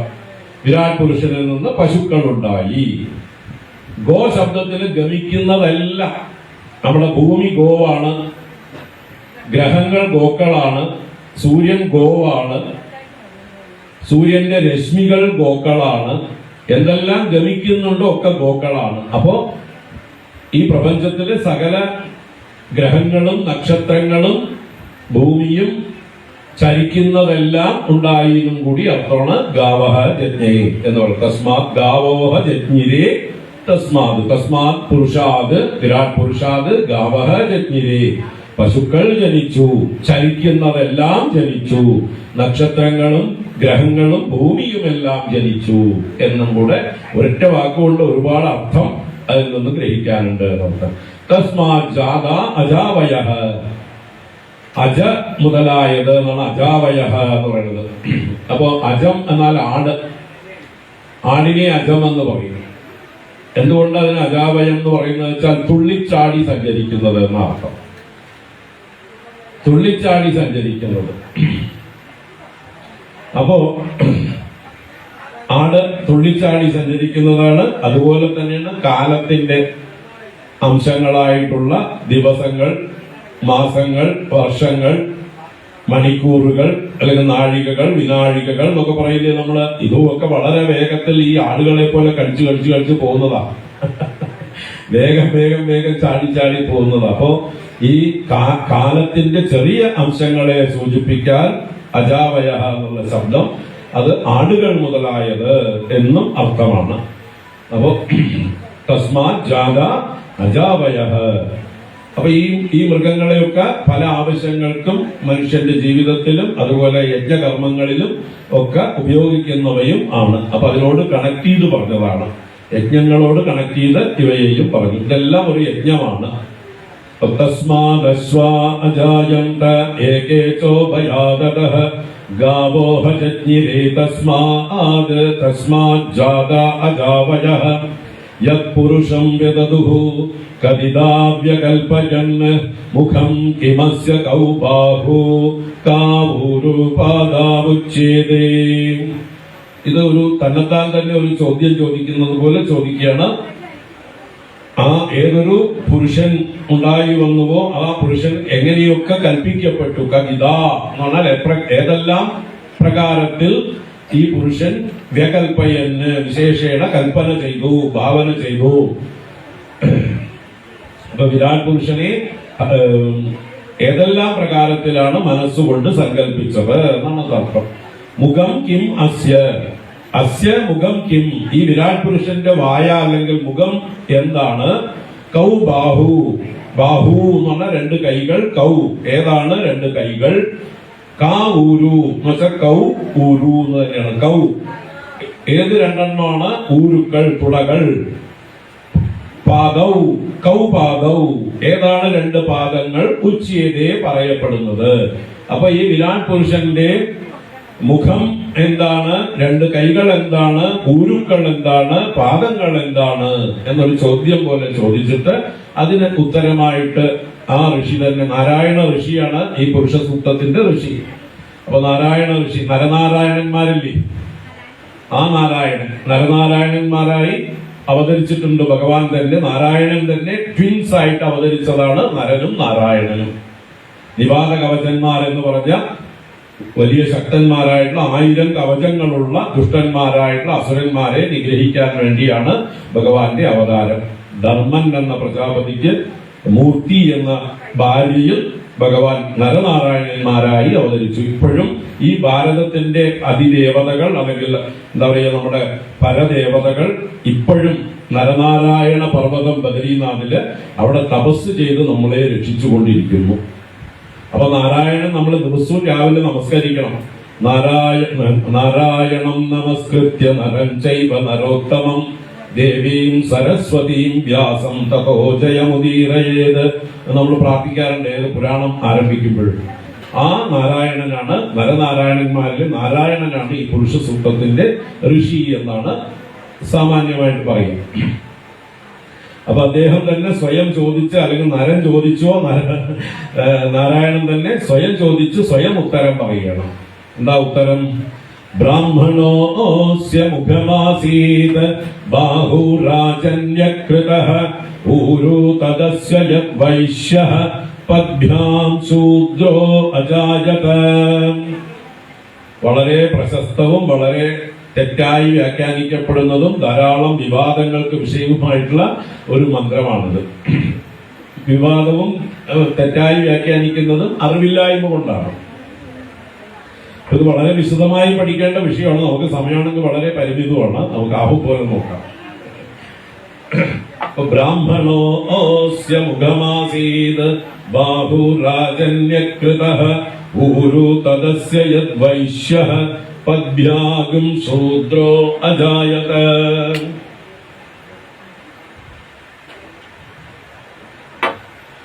ബ്രാഹ്മണഃ അസ്യ മുഖം ആസീത്. അസ്യ എന്ന് പറയുമ്പോൾ അസ്യ പുരുഷസ്യ, അസ്യ വിരാട് പുരുഷസ്യ മുഖം. മുഖം എന്നാൽ വായ എന്നും ഫേസ് എന്നും അർത്ഥം. മൗത്ത് എന്ന അർത്ഥത്തിലും മുഖം, ഫേസ് എന്ന അർത്ഥത്തിലും. മുഖ്യമായ ദ്വാരം എന്നാണ് മുഖം ശബ്ദത്തിന് അർത്ഥം. ഖം എന്നാൽ സ്പേസ്, ദ്വാരം എന്നൊക്കെ അർത്ഥം. നമ്മുടെ ശരീരത്തിലേക്ക് ഈ ലോകം പ്രവേശിക്കുന്ന എൻട്രി ദ്വാരങ്ങളാണ്. അതിൽ പ്രധാന ദ്വാരം വായാണ്. മറ്റു ദ്വാരങ്ങൾ 6 ദ്വാരങ്ങൾ അഡീഷണലും ഉണ്ട്. അങ്ങനെ 7 ദ്വാരങ്ങൾ ഇവിടെ ഉള്ളത് കൊണ്ട് ഇതിനെ മുഖം എന്ന് വിളിക്കുന്നു. അതിൽ ഏറ്റവും മെയിൻ ഗേറ്റ് ഇതായതുകൊണ്ട് ഇതിന് മുഖം എന്ന് പ്രത്യേക പേര്. അപ്പോ ഈ ശിരസ് എന്നും അർത്ഥമായിട്ട് എടുക്കാം മുഖത്തിന്. അപ്പൊ അസ്യ മുഖം ബ്രാഹ്മണഃ ആസീ എന്ന് പറഞ്ഞാൽ ഈ വിരാട് പുരുഷന്റെ ശിരസ്ഥാനം, മുഖസ്ഥാനം, വായിന്റെ സ്ഥാനം. വായ് എന്തിനുള്ളതാണ്? സംസാരിക്കാനുള്ളതാണ്, അല്ലേ? വാ കീറിയ ദൈവം ഭക്ഷണം കൊടുക്കും എന്ന് പറഞ്ഞാൽ സംസാരിക്കാൻ ശേഷിയുണ്ട്, അവൻ എവിടെ പോയാലും ജീവിക്കാം. അപ്പോ ആ സംസാരത്തിന്റെ സാമർത്ഥ്യം കൂടിയാണ് വായ. അപ്പോ ഈ വിരാട് പുരുഷന്റെ ശിരസ് അല്ലെങ്കിൽ വായ അല്ലെങ്കിൽ മുഖം, ആ സ്ഥാനമാണ് ബ്രാഹ്മണന് എന്ന് പറഞ്ഞു. അടുത്തത് എന്താ പറഞ്ഞ? ബാഹു രാജന്യകൃത. ബാഹു എന്ന് പറഞ്ഞാൽ 2 കൈകൾ. രാജന്യ എന്ന് പറഞ്ഞാൽ രാജാക്കന്മാർ, ക്ഷത്രിയന്മാർ എന്നർത്ഥം. ക്ഷത്രിയന്മാരായി ചെയ്യപ്പെട്ടു. ഊരു തദസ്യ യത് വൈശ്യഃ, ഊരുക്കൾ, രണ്ട് തുടകൾ, ഊരൂന്ന് ദീർഘമുണ്ട്, ദീർഘം പറഞ്ഞാൽ ദ്വിവചനമാണ്. രണ്ട് തുടകൾ, അസ്യ വൈശ്യഃ, വൈശ്യനായി ഭവിച്ചു. പദ്ഭ്യാം എന്ന് പറഞ്ഞാൽ രണ്ട് പാദങ്ങളിൽ നിന്ന് ശൂദ്രോ അജായത, ശൂദ്രൻ ജനിച്ചു എന്നാണ്. അപ്പൊ ശൂദ്രൻ മാത്രമേ ജനിച്ചു എന്ന് പറയുന്നുള്ളൂ, ബാക്കിയൊക്കെ ഭവിച്ചു എന്നാണ്. ബ്രാഹ്മണോസ്യ മുഖമാസീത്. എന്താ അത്? ഇപ്പൊ നമ്മുടെ ശരീരത്തില് എങ്ങനെയാണോ ശിരസിന്റെ സ്ഥാനം, ശിരസിന്റെ പ്രവൃത്തി, എന്താ ശിരസിന്റെ പ്രവൃത്തി? ഈ ശരീരത്തെ മുഴുവൻ ഗൈഡ് ചെയ്യുന്നത്, നിയന്ത്രിക്കുന്നത് ആരാണ്? നമ്മുടെ ശിരസ്സാണ്. ശിരസിലാണ് ബുദ്ധി ഇരിക്കുന്നത്. ശിരസിലാണ് നമുക്ക് കാണാനും കേൾക്കാനും മണക്കാനും രുചിക്കാനും സംസാരിക്കാനും ഒക്കെ ഉള്ള ദ്വാരങ്ങളൊക്കെ ഉള്ളത്. ഈ ശിരസില്ലെങ്കിൽ ഈ കബന്ധത്തിന് ഒന്നും അറിയാൻ പറ്റില്ല, അല്ലെ? ആകെ സ്പർശം മാത്രമേ ശരീരം കൊണ്ട് നമുക്ക് അറിയാൻ പറ്റുള്ളൂ. ബാക്കിയുള്ള 4 ഇന്ദ്രിയങ്ങളും മുകളിലാണ്. എന്താ പറയുക? Sense organs. ശബ്ദം കേൾക്കണമെങ്കിൽ മുകളിലാണ്, രസം അറിയണമെങ്കിൽ മുകളിലാണ്, ഘ്രാണം മണം അറിയണമെങ്കിൽ മുകളിലാണ്, കാണണമെങ്കിൽ നേത്രം മുകളിലാണ്. ഇത് 4 മുകളിലാണ്. ഇതിനോട് റെസ്പോണ്ട് ചെയ്യാനുള്ളതായിട്ടുള്ള സംസാരിക്കാനുള്ള ശേഷിയും മുകളിലാണ്, ചിന്തിക്കാനുള്ള ബുദ്ധിയും മുകളിലാണ്. അപ്പൊ നമ്മുടെ ഉത്തമാംഗം എന്ന് ഈ ശിരസിനെ പറയും. അംഗങ്ങളിൽ വെച്ച് ഏറ്റവും പ്രാധാന്യമേറിയത്. മറ്റ് അവയവങ്ങളൊക്കെ വേണ്ടി വന്നാൽ മുറിച്ചു കളഞ്ഞാലും തലയുണ്ടെങ്കിൽ എങ്ങനെയെങ്കിലുമൊക്കെ ജീവിച്ചു പോകാം, എന്തെങ്കിലുമൊക്കെ വെച്ച് കെട്ടിയിട്ട്, അല്ലേ? നമ്മൾ എത്രയോ ആളുകളെ കണ്ടിട്ട് തലയുണ്ട് ഉടലും മാത്രമുണ്ട്, 2 കയ്യും ഇല്ല 2 കാലും ഇല്ലാത്ത എത്രയോ ആൾക്കാർ ജീവിച്ചിരിപ്പുണ്ട്. ആ ഉടലും തലയുണ്ടെങ്കിൽ കഴിഞ്ഞുകൂടാ. അപ്പൊ ഏത് ജന്തുക്കൾക്കും ആവശ്യമാണ് എന്ത്? തല. ബാക്കിയുള്ളതൊന്നും ഇല്ലെങ്കിലും കുഴപ്പമില്ല. അപ്പോ ആ തലയുടെ ഒരു മുഖ്യത്വത്തെ സൂചിപ്പിക്കുകയാണ്. അതുകൊണ്ടാണ് മുഖം എന്നും പറയുന്നത്. അപ്പോൾ നമ്മൾക്ക് വേണ്ട ഗൈഡൻസ് തരുന്നതൊക്കെ എവിടുന്നാണ്? ഈ ശിരസിൽ നിന്നാണ്, നമ്മുടെ ബുദ്ധിയിൽ നിന്നാണ്. അപ്പോൾ നമുക്ക് വേണ്ട അറിവ് എവിടെയാണ്? ബുദ്ധിയിലാണ്. അപ്പൊ ആ അറിവെല്ലാം സമാഹരിച്ചിരിക്കുന്നത് എപ്രകാരമാണോ നമ്മുടെ ശിരസിൽ, അതുപോലെ ഈ പ്രപഞ്ചത്തിന്റെ കാര്യങ്ങളെ കുറിച്ച് നല്ല അറിവുള്ളവരായിട്ടുള്ള ആളുകളെ സൂചിപ്പിക്കാനാണ് ബ്രാഹ്മണൻ എന്ന് പറയുന്നത്. ആർക്കൊക്കെ അറിവുണ്ടോ, ആരൊക്കെ ഇന്റലക്ച്വൽസ്, ഇന്റലിജന്റ് എന്നൊക്കെ പറയാവുന്ന നല്ല ബുദ്ധിശക്തിയുള്ള ആളുകളൊക്കെ ആരാണ്? ഈ സമൂഹത്തെ നിയന്ത്രിക്കാൻ, ലീഡ് ചെയ്യാനുള്ള കഴിവുള്ള, അഥവാ അവർക്ക് വേണ്ട ഗൈഡൻസ് കൊടുക്കാൻ കഴിവുള്ള ജ്ഞാനികളൊക്കെയാണ് ബ്രാഹ്മണ ശബ്ദം കൊണ്ട് ഉദ്ദേശിക്കുന്നത്. അത് അബ്ദുൽ കലാമും ബ്രാഹ്മണനാണ്, അല്ലേ? നമ്മൾ ഭാരതം ഭരിച്ച പ്രസിഡന്റുമാരിൽ വളരെ ബുദ്ധിമാനായിരുന്ന ഏറ്റവും ബെസ്റ്റ് പ്രസിഡന്റ് ആയിരുന്നു അബ്ദുൽ കലാംജി. അദ്ദേഹം ഉത്തമ ബ്രാഹ്മണനാണ്. അദ്ദേഹത്തെ കഴിച്ച് അന്ന് കാലത്ത് വേറെ ഒരു ബ്രാഹ്മണൻ ഭാരതത്തില് ഉണ്ടായിരുന്നുള്ളൂ. അത്രയും ബ്രില്യന്റ്, അത്രയും ഇന്റലിജന്റ്, എല്ലാ അറിവും എല്ലാ പക്വതയും, എപ്പോഴും ടീച്ചിങ് ആയിരുന്നു അദ്ദേഹത്തിന്റെ പാഷൻ. ബ്രാഹ്മണരുടെ ധർമ്മം തന്നെ അധ്യയനം, അധ്യാപനം, പഠിക്കുക, പഠിപ്പിക്കുക. കാരണം അവർക്കാണ് തല വലുതായിട്ടുള്ളത്. ബുദ്ധിശക്തി കൂടുതലുള്ളവരാണ് പഠിക്കുകയും പഠിപ്പിക്കുകയും ചെയ്യേണ്ടത്. അത് കഴിഞ്ഞ് അവർക്ക് ഉപജീവനത്തിനായിക്കൊണ്ട് അവർക്ക് യാഗങ്ങൾ ചെയ്യാനും ചെയ്യിക്കാനും, സ്വയം അവരുടെ സാധനയ്ക്കായി ചെയ്യാം, പൂജകൾ ചെയ്യാം, മറ്റുള്ളവർക്ക് വേണ്ടി സ്വയം എന്താ പറയുക, പുരോഹിതന്മാരായി പ്രവർത്തിക്കുകയും ചെയ്യാം. അതുപോലെ ദാനം സ്വീകരിക്കാം, അവരുടെ കൂടുതലുണ്ടെങ്കിൽ ദാനം കൊടുക്കുകയും ചെയ്യാം. ഇതാണ് ബ്രാഹ്മണ വൃത്തി. ബ്രാഹ്മണർക്ക് പറഞ്ഞിട്ടുള്ള 3 പ്രധാന വൃത്തികള്: ഒന്ന് അധ്യയനം, അധ്യാപനത്തെ കമ്പൈൻഡ്; മറ്റൊന്ന് യജനം, യാചനം, പൂജ ചെയ്യുക, ചെയ്യിക്കുക; മറ്റൊന്ന് ദാനം സ്വീകരിക്കുകയും കൊടുക്കുകയും. ഇത് രണ്ടും ആവാം. ഇതാണ് അവർക്ക് ജീവിക്കാനുള്ള, അവരെ ഇതുകൊണ്ടാണ് ജീവിക്കേണ്ടത്. മറ്റു മാർഗങ്ങളൊന്നും, മറ്റു കാര്യങ്ങളിലേക്കൊന്നുമല്ല. നമ്മൾ തല കൊണ്ട് നടക്കാറുണ്ടോ? തല കൊണ്ട് ഏതെങ്കിലും കാര്യങ്ങൾ, മറ്റു കാര്യങ്ങൾ ചെയ്യാറുണ്ടോ? ഏത് കാര്യങ്ങളും നമ്മൾ ഇവിടെ നിന്ന് ഡിക്റ്റേറ്റ് ചെയ്താൽ മതി. തല ഡിക്റ്റേറ്റ് ചെയ്യുന്നു, കയ്യും കാലും അതിന്റെ പ്രവൃത്തി ചെയ്യുന്നു. അപ്പോ ഗൈഡ് ചെയ്യാൻ തല മുകളിൽ തന്നെ ഇരിക്കുമാണ്. തല താഴെ നിന്നാലോ? തലകിഴായി നടക്കാൻ പറ്റുമോ? നമുക്ക് എന്തെങ്കിലും കാണാൻ പറ്റുമോ? ദൂരെയുള്ളതൊക്കെ കാണാൻ വേണ്ടിയിട്ടാണ് തല ഉയരത്തിൽ വെച്ചിരിക്കുന്നത്. അല്ലേ? വളരെ വിദൂരത്തേക്ക് കാണാനാണ് നമ്മൾ ഇങ്ങനെ ഒരു ടവറിന്റെ മുകളിൽ ഇരിക്കുന്നത്. അല്ലെങ്കിൽ തല വേറെ എവിടെയെങ്കിലും വെക്കാമായിരുന്നില്ലേ?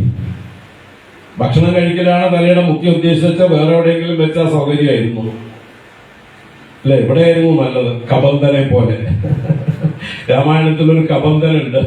അദ്ദേഹത്തിന്റെ വയറ് വായിലാക്കി കൊടുത്തു ഇന്ദ്രൻ. ഇന്ദ്രൻ തല വെട്ടിയപ്പോഴും ആള് മരിച്ചില്ല. അപ്പൊ ഉത്തമാംഗം കുക്ഷിയാക്കി കൊടുത്തു. അപ്പൊ ഡയറക്റ്റ് ഇൻപുട്ട്. കുറെ വഴിയൊന്നും കടന്നു പോണ്ട, കഷ്ടപ്പെടണ്ട, നേരെ ഇവിടേക്ക് കഴിക്കാം. അങ്ങനെയല്ല, നമ്മളെ നയിക്കാനായിക്കൊണ്ട് ശിരസ് ഉയർന്നു തന്നെ നിൽക്കണം. അത് താഴാൻ പാടില്ല, താഴേക്ക് പോകാൻ പാടില്ല. അപ്പൊ അതുകൊണ്ട് ബ്രാഹ്മണന്റെ സ്ഥാനം ഈ സമൂഹത്തിന് വേണ്ട അറിവ് കൊടുത്തവരെ ഗൈഡ് ചെയ്യുക, അവരെ സൽക്കർമ്മങ്ങളിലേക്ക് നയിക്കുക. സ്വയം ധനമുണ്ടാക്കാൻ വേണ്ടി പെടാപ്പാടൊന്നും പെടാൻ പാടില്ല. ഒരു ബ്രാഹ്മണൻ ധനത്തിൽ ആസക്തനായിട്ട് കുറെ എന്തെങ്കിലും ബിസിനസ് ചെയ്യുക, കൃഷി ചെയ്യുക, ഇങ്ങനെ കുറെ കാര്യങ്ങൾ ചെയ്തു കൂട്ടി ധനം ഉണ്ടാക്കാൻ പോയാൽ അവന്റെ സ്വഭാവം വൈശ്യന്റെയാണ്. ബ്രാഹ്മണൻ വൈശ്യനായി അധപ്പതിച്ചു. നമ്മളൊക്കെ കാണാം ബ്രാഹ്മണാൾ ഹോട്ടൽ എന്ന്. വാസ്തവത്തിൽ അവര് ജന്മം കൊണ്ട് ആരുടെയൊക്കെയോ മകനായതുകൊണ്ട് ബ്രാഹ്മണൻ എന്ന് സർട്ടിഫിക്കറ്റിൽ പേര് കിട്ടി. നമ്മളെ ഒറിജിനലി ശാസ്ത്രപ്രകാരം അവർ ബ്രാഹ്മണനല്ല. പിന്നെ ചെയ്യുന്ന തൊഴിലോ അത് ഹോട്ടൽ വൈശ്യവൃത്തി. അതും പണ്ടത്തെ വൈശ്യന്മാര് അന്നം വിൽക്കാനുള്ളതല്ല. അന്നം ഒരിക്കലും വിൽക്കാൻ പാടില്ല. നമ്മുടെ സനാതന ധർമ്മത്തിൽ അന്നം ദാനം ചെയ്യാനുള്ളതാണ്. നമ്മുടെ ഭാഗവതം ആരംഭിക്കുമ്പോൾ മാഹാത്മ്യത്തിൽ പറയും, കലിയുഗത്തില് ആളുകള് അന്നം വിൽക്കുന്നവരായിരിക്കും. അട്ടശൂല ജനപദാഹ ശിവശൂല ദ്വിജാതയ കാമിന്യ കേശശൂലിന്യ സംഭവന്തി കലൗയിഹ എന്നൊരു ശ്ലോകമുണ്ട്. എന്താ അട്ടശൂല ജനപദാഹ? ജനപദങ്ങൾ എന്നാൽ തെരുവുകൾ. തെരുവുകളിലൊക്കെ അട്ടം എന്നാൽ അന്നം, അന്നം ശൂലം എന്നാൽ ശുൽക്കത്തിന് വിൽക്കുന്നത്. പ്രത്യുപകാരം പണം മേടിച്ചു കൊടുക്കുന്നത്, ശുൽക്കത്തിന് കൊടുക്കുന്നതാണ് ശൂലം. അപ്പൊ അന്നത്തെ വിലയ്ക്ക് വിൽക്കുന്ന കാലമായിരിക്കും കലിയുഗം. വേദത്തെ വിൽക്കുന്നവരുടെ കാലമായിരിക്കും കലിയുഗം. ശിവശൂല ദ്വിജാതയ, ബ്രാഹ്മണർ വേദങ്ങളെ വിൽക്കുന്നവരായിരിക്കും. ശിവം എന്നാൽ വേദം, വേദത്തെ വിൽക്കുന്നവരായിരിക്കും. കാമിന്യ കേശശൂലിന്യ, കാമിനികളായ സുന്ദരികളായ സ്ത്രീകൾ അവരുടെ സൗന്ദര്യം വിൽക്കുന്നവരായിരിക്കും. കേശം എന്നുള്ളത് പ്രതീകാത്മകം. തലമുടി വിൽക്കുന്നവരായിരിക്കും എന്ന് പറഞ്ഞാല് അവരുടെ സൗന്ദര്യം വിറ്റ് ജീവിക്കുന്നവരായിരിക്കും. നമ്മൾ കാണുന്നില്ല ഇഷ്ടംപോലെ വിൽപ്പന ചരക്കാക്കിയിരിക്കുന്ന, സ്വയം സൗന്ദര്യത്തെ വിൽപ്പന ചരക്കാക്കിയിരിക്കുന്ന ഒരു യുഗമാണ് കലിയുഗം. ഇതൊക്കെ അന്നേ പറഞ്ഞു വെച്ചു. അപ്പൊ അന്നം വിൽക്കാനുള്ളതല്ല, അന്നം വിൽക്കാൻ പാടില്ല. അന്നം ആര് വന്ന് വിശന്ന് വന്നാലും നമ്മൾ അങ്ങോട്ട് കൊടുക്കണം. വീട്ടിലെപ്പോഴും ധാരാളം അന്നം ഉണ്ടാക്കി വെക്കണം, വരുന്നവർക്കൊക്കെ കൊടുക്കണം എന്നൊക്കെ നമ്മുടെ വേദം പറഞ്ഞിട്ടുണ്ട്. അപ്പൊ ഇരിക്കട്ടെ. അപ്പൊ ബ്രാഹ്മണൻ എന്നുള്ളത് ശിരസിന്റെ സ്ഥാനമാണ് ഈ സമൂഹത്തിന്റെ, ഈ വിരാട് പുരുഷൻ എന്ന ഈ വിശ്വത്തിന്റെ ചിന്തിക്കുന്നവരുടെ പേരാണ് ബ്രാഹ്മണൻ. ഈ ലോക നന്മയ്ക്ക് വേണ്ടി ചിന്തിക്കുകയും അവരെ മാർഗദർശനം ചെയ്യുകയും ചെയ്യുന്നവരാണ് ബ്രാഹ്മണർ. അവർക്ക് സത്വഗുണമാണ് പ്രധാനം.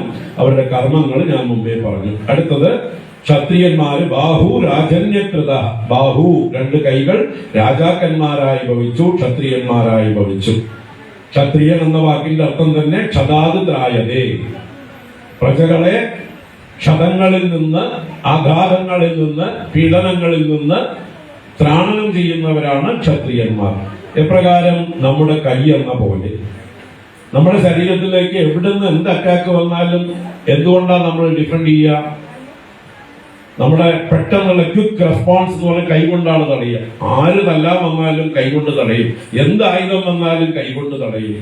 എവിടേക്ക് വന്നാലും, കാലിലേക്ക് വന്നാലും, കുട്ടികളൊക്കെ കാലിട്ട് നിങ്ങൾ നല്ല പുളിവാറിൽ കൊണ്ടൊരു അടി കൊടുത്തു നോക്കൂ, അവര് കൈ കാണിക്കും. നമ്മളൊക്കെ കാണിച്ചിട്ടുണ്ട് അല്ലേ? അപ്പൊ എവിടേക്ക് അടി വന്നാലും കൈയാണ് നമ്മുടെ ശരീരത്തെ രക്ഷിക്കുന്നത്. അതേ ആറ്റിറ്റ്യൂഡ് ആർക്കാണോ ഉള്ളത്, അതേ സ്വഭാവം ആർക്കാണോ ഉള്ളത്, എങ്ങനെയാണോ ഈ കൈക്ക് ശരീരത്തെ രക്ഷിക്കുന്ന സ്വഭാവം, കൈ അതിനെക്കുറിച്ച് സ്വാർത്ഥമായിട്ട് ചിന്തിച്ചാൽ കാലിന് അടി കൊള്ളുമ്പോ ഞാനെന്തിന് തടയണം എന്ന് വിചാരിച്ചിങ്ങനെ ഇരുന്നാലോ? കണ്ണിന് നേരെ കല്ലേറ് വരുമ്പോ ഞാനെന്തിനു തടയണമെന്ന് വിചാരിച്ച് കൈ ഇരിക്കാറുണ്ടോ? അങ്ങനെ കയ്യും കെട്ടി നോക്കി ഇരിക്കാറുണ്ടോ? ഒരിക്കലും കയ്യിന് സാധിക്കില്ല. കയ്യിന്റെ സ്പോണ്ടേനിയസ് ആയിട്ടുള്ളൊരു റെസ്പോൺസ് ഉണ്ടാവും, സ്വാഭാവികം.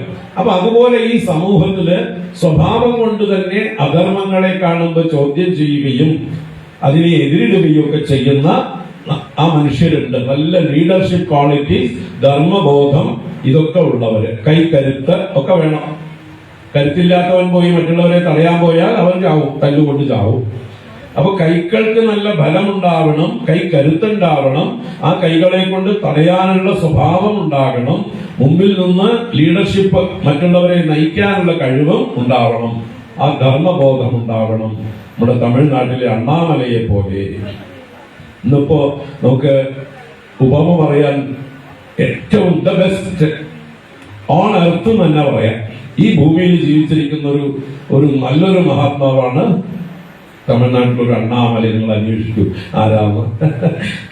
തമിഴ് മക്കൾക്ക് മുഴുവൻ ജീവന്റെ ജീവനായി മാറിക്കൊണ്ടിരിക്കണം. ഇതുപോലൊരു വ്യക്തിയെ ഇത്രയും ആരാധിക്കുന്നത്, സിനിമാക്കാരെ അവർ ആരാധിക്കും, പക്ഷെ അതിനും ഉപരിയായിട്ടാണ് ഇദ്ദേഹത്തെ ആരാധിക്കുന്നത്.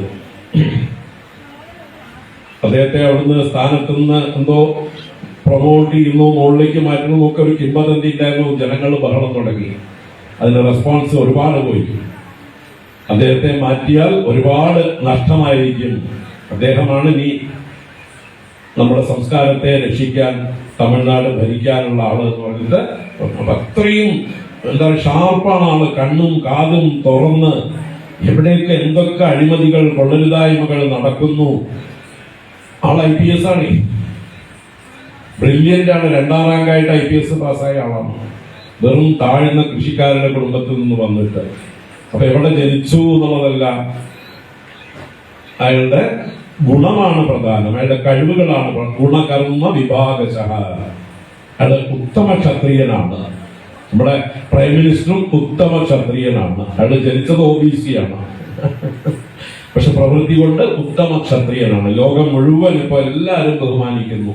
ഇന്ന് തായ്ലൻഡിലോ മറ്റെയാണോ, ഇന്നോ ഇന്നലെയാണോ, അവിടെ ഗംഭീര സ്വീകരണം കാണിച്ചിട്ടുണ്ടായിരുന്നു. അപ്പൊ പറഞ്ഞു വന്നത് ആ ക്വാളിറ്റി സ്വഭാവത്തിൽ ഉണ്ടാവണം. അല്ലാതെ മറ്റ് സ്വാർത്ഥ താല്പര്യങ്ങൾ കൊണ്ട് ആ പദവിയിലേക്ക് വരുന്നവര് എപ്പോഴും അവരെ ഭരിക്കുന്നത് ആ സ്വാർത്ഥ താല്പര്യങ്ങളായിരിക്കും. അവർ ജനരക്ഷയല്ല, ജനങ്ങളെ രഞ്ജിപ്പിക്കുന്നവരായിരിക്കില്ല. രഞ്ജിപ്പിക്കുന്നവനാണ് രാജ, ജനങ്ങൾക്ക് പ്രിയം ചെയ്യുന്നവനാണ് രാജ, ജനങ്ങളെ രക്ഷിക്കുന്നവനാണ് ക്ഷത്രിയൻ. അപ്പൊ അത് സ്വാഭാവികമായിട്ടുണ്ടാവണം. നമ്മുടെ കൈകളെ പോലെ അവർക്കത് പാഷനായിരിക്കും. അവർ ചെയ്യുന്നത് എഫേർട്ട്ലെസ് ആയിട്ടായിരിക്കും. എന്തെങ്കിലും പ്രതീക്ഷിച്ചുകൊണ്ടായിരിക്കില്ല. അതിന് പ്രതിഫലമായിട്ട് എന്തെങ്കിലും കിട്ടണമെന്ന് വിചാരിച്ചിട്ടല്ല. അതാണ് ക്ഷത്രിയ സ്വഭാവം. അപ്പൊ അങ്ങനെ ബാഹു രാജന്യകൃത, രജോ ഗുണമാണ് രാജാവിന്റെ പ്രധാന ഗുണം. എപ്പോഴും ആക്റ്റീവ് ആയിരിക്കുക എന്നുള്ളത്. കൈ ഇങ്ങനെ കെട്ടിയിരിക്കാനുള്ളതല്ല, കൈ എപ്പോഴും ആക്റ്റീവ് ആയിരിക്കണം. നമ്മുടെ ശരീരത്തിൽ ഏറ്റവും ആക്റ്റീവ് ആയിരിക്കേണ്ട ഓർഗൻ അല്ലെങ്കിൽ അവയവം കൈകളാണ്. അപ്പൊ കൈകൾ പ്രവർത്തിച്ചു കൊണ്ടേയിരിക്കണം. അതാണ് രജോ ഗുണം.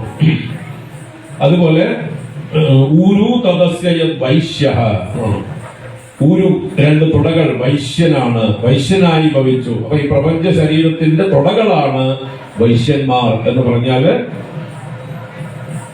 തുട നല്ല ആരോഗ്യമുള്ളത് ആർക്കാണ്? നല്ലോണം കാൽനടയായി സഞ്ചരിക്കുന്നവരും അധ്വാനിക്കുന്നവരുമായിട്ടുള്ള ആൾക്കാർക്കാണ്. ഈ കച്ചവടക്കാര്, കൃഷിക്കാര്, അവർക്ക് ഇരിക്കപ്പുറത്തില്ലോ, എപ്പോഴും നടന്നുകൊണ്ടേയിരിക്കണം. കച്ചവടത്തില് വണ്ടികളും മറ്റതൊക്കെ ആയിട്ട് നടന്നുകൊണ്ടേയിരിക്കണം. അപ്പൊ തുട ശക്തി പ്രാപിക്കും.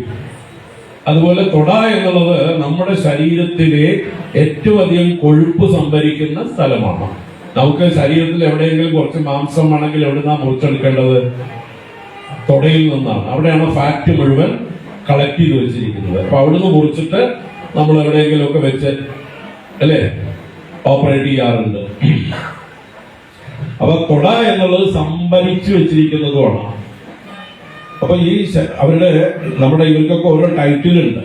ബ്രാഹ്മണൻ എന്നുള്ളതിന് ടൈറ്റിലായിട്ട് പറയുക മറ്റേ ശർമ്മ എന്നാണ്. ശർമ്മ എന്നാൽ സുഖം എന്നാണ് അർത്ഥം. സുഖം എന്നാൽ എങ്ങനെയാ സുഖം ഉണ്ടാവുക? അറിവ് കൊണ്ടാണ് സുഖം. അറിവാണ് സുഖത്തിന്റെ ബേസ്, അല്ലാതെ ഭൗതികമായിട്ടുള്ള കാര്യങ്ങളൊന്നുമല്ല.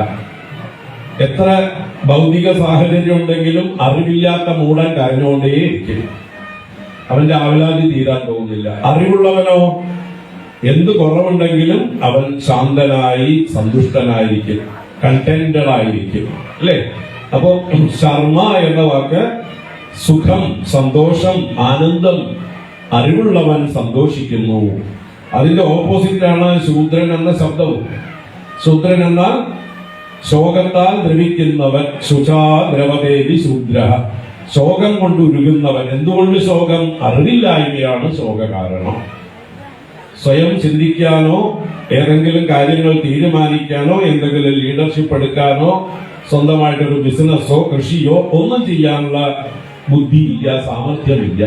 എന്ത് ചെയ്താലും പൊളിയും, അല്ലെ? അങ്ങനെയില്ലേ കുറെ ആൾക്കാര് ഒന്നിലും ശോഭിക്കാതെ. അപ്പൊ അവർക്ക് എന്തേ ചെയ്യാൻ പറ്റുള്ളൂ? അവർ മറ്റുള്ളവർ പറഞ്ഞാൽ കേൾക്കുക. അവർക്ക് ആ വൃത്തിയെ പറ്റുള്ളൂ. നമുക്കറിയാം, നമ്മുടെ ചുറ്റുപാടുള്ള എത്രയോ ജോലിക്കാർ നമ്മുടെ വീട്ടിലൊക്കെ വന്നു കഴിഞ്ഞാൽ എത്ര പ്രാവശ്യം പറഞ്ഞാലും പിന്നെയും തെറ്റിയിട്ടേ ചെയ്യുള്ളൂ. ദിവസവും പറഞ്ഞു കൊടുക്കണം പല കാര്യങ്ങളും, അല്ലേ? അവർക്ക് സ്വയമേവ ഒരു പ്രാവശ്യം കേട്ടാലേ പഠിക്കണ്ടേ, അല്ലെങ്കിൽ 2 or 3 പ്രാവശ്യം. ഇത് ദിവസവും ഒരേ കാര്യം തന്നെ പറയേണ്ടി വന്നാലോ? അപ്പൊ അവരെത്ര ബുദ്ധി വികാസമുള്ളൂ, അത്രേ ഉള്ളൂ. അങ്ങനെയുള്ളവരെയാണ് എന്ത് പറയുന്നത്? അത് ആരുടെ മകനായിട്ട് ജനിച്ചാലും അങ്ങനെയുള്ള മന്ദബുദ്ധികള്, അറിവില്ലാത്തവര്, അവരെയാണ് എന്ത് പറയുന്നത്? ശൂദ്രന്മാരെന്ന് പറയുന്നത്.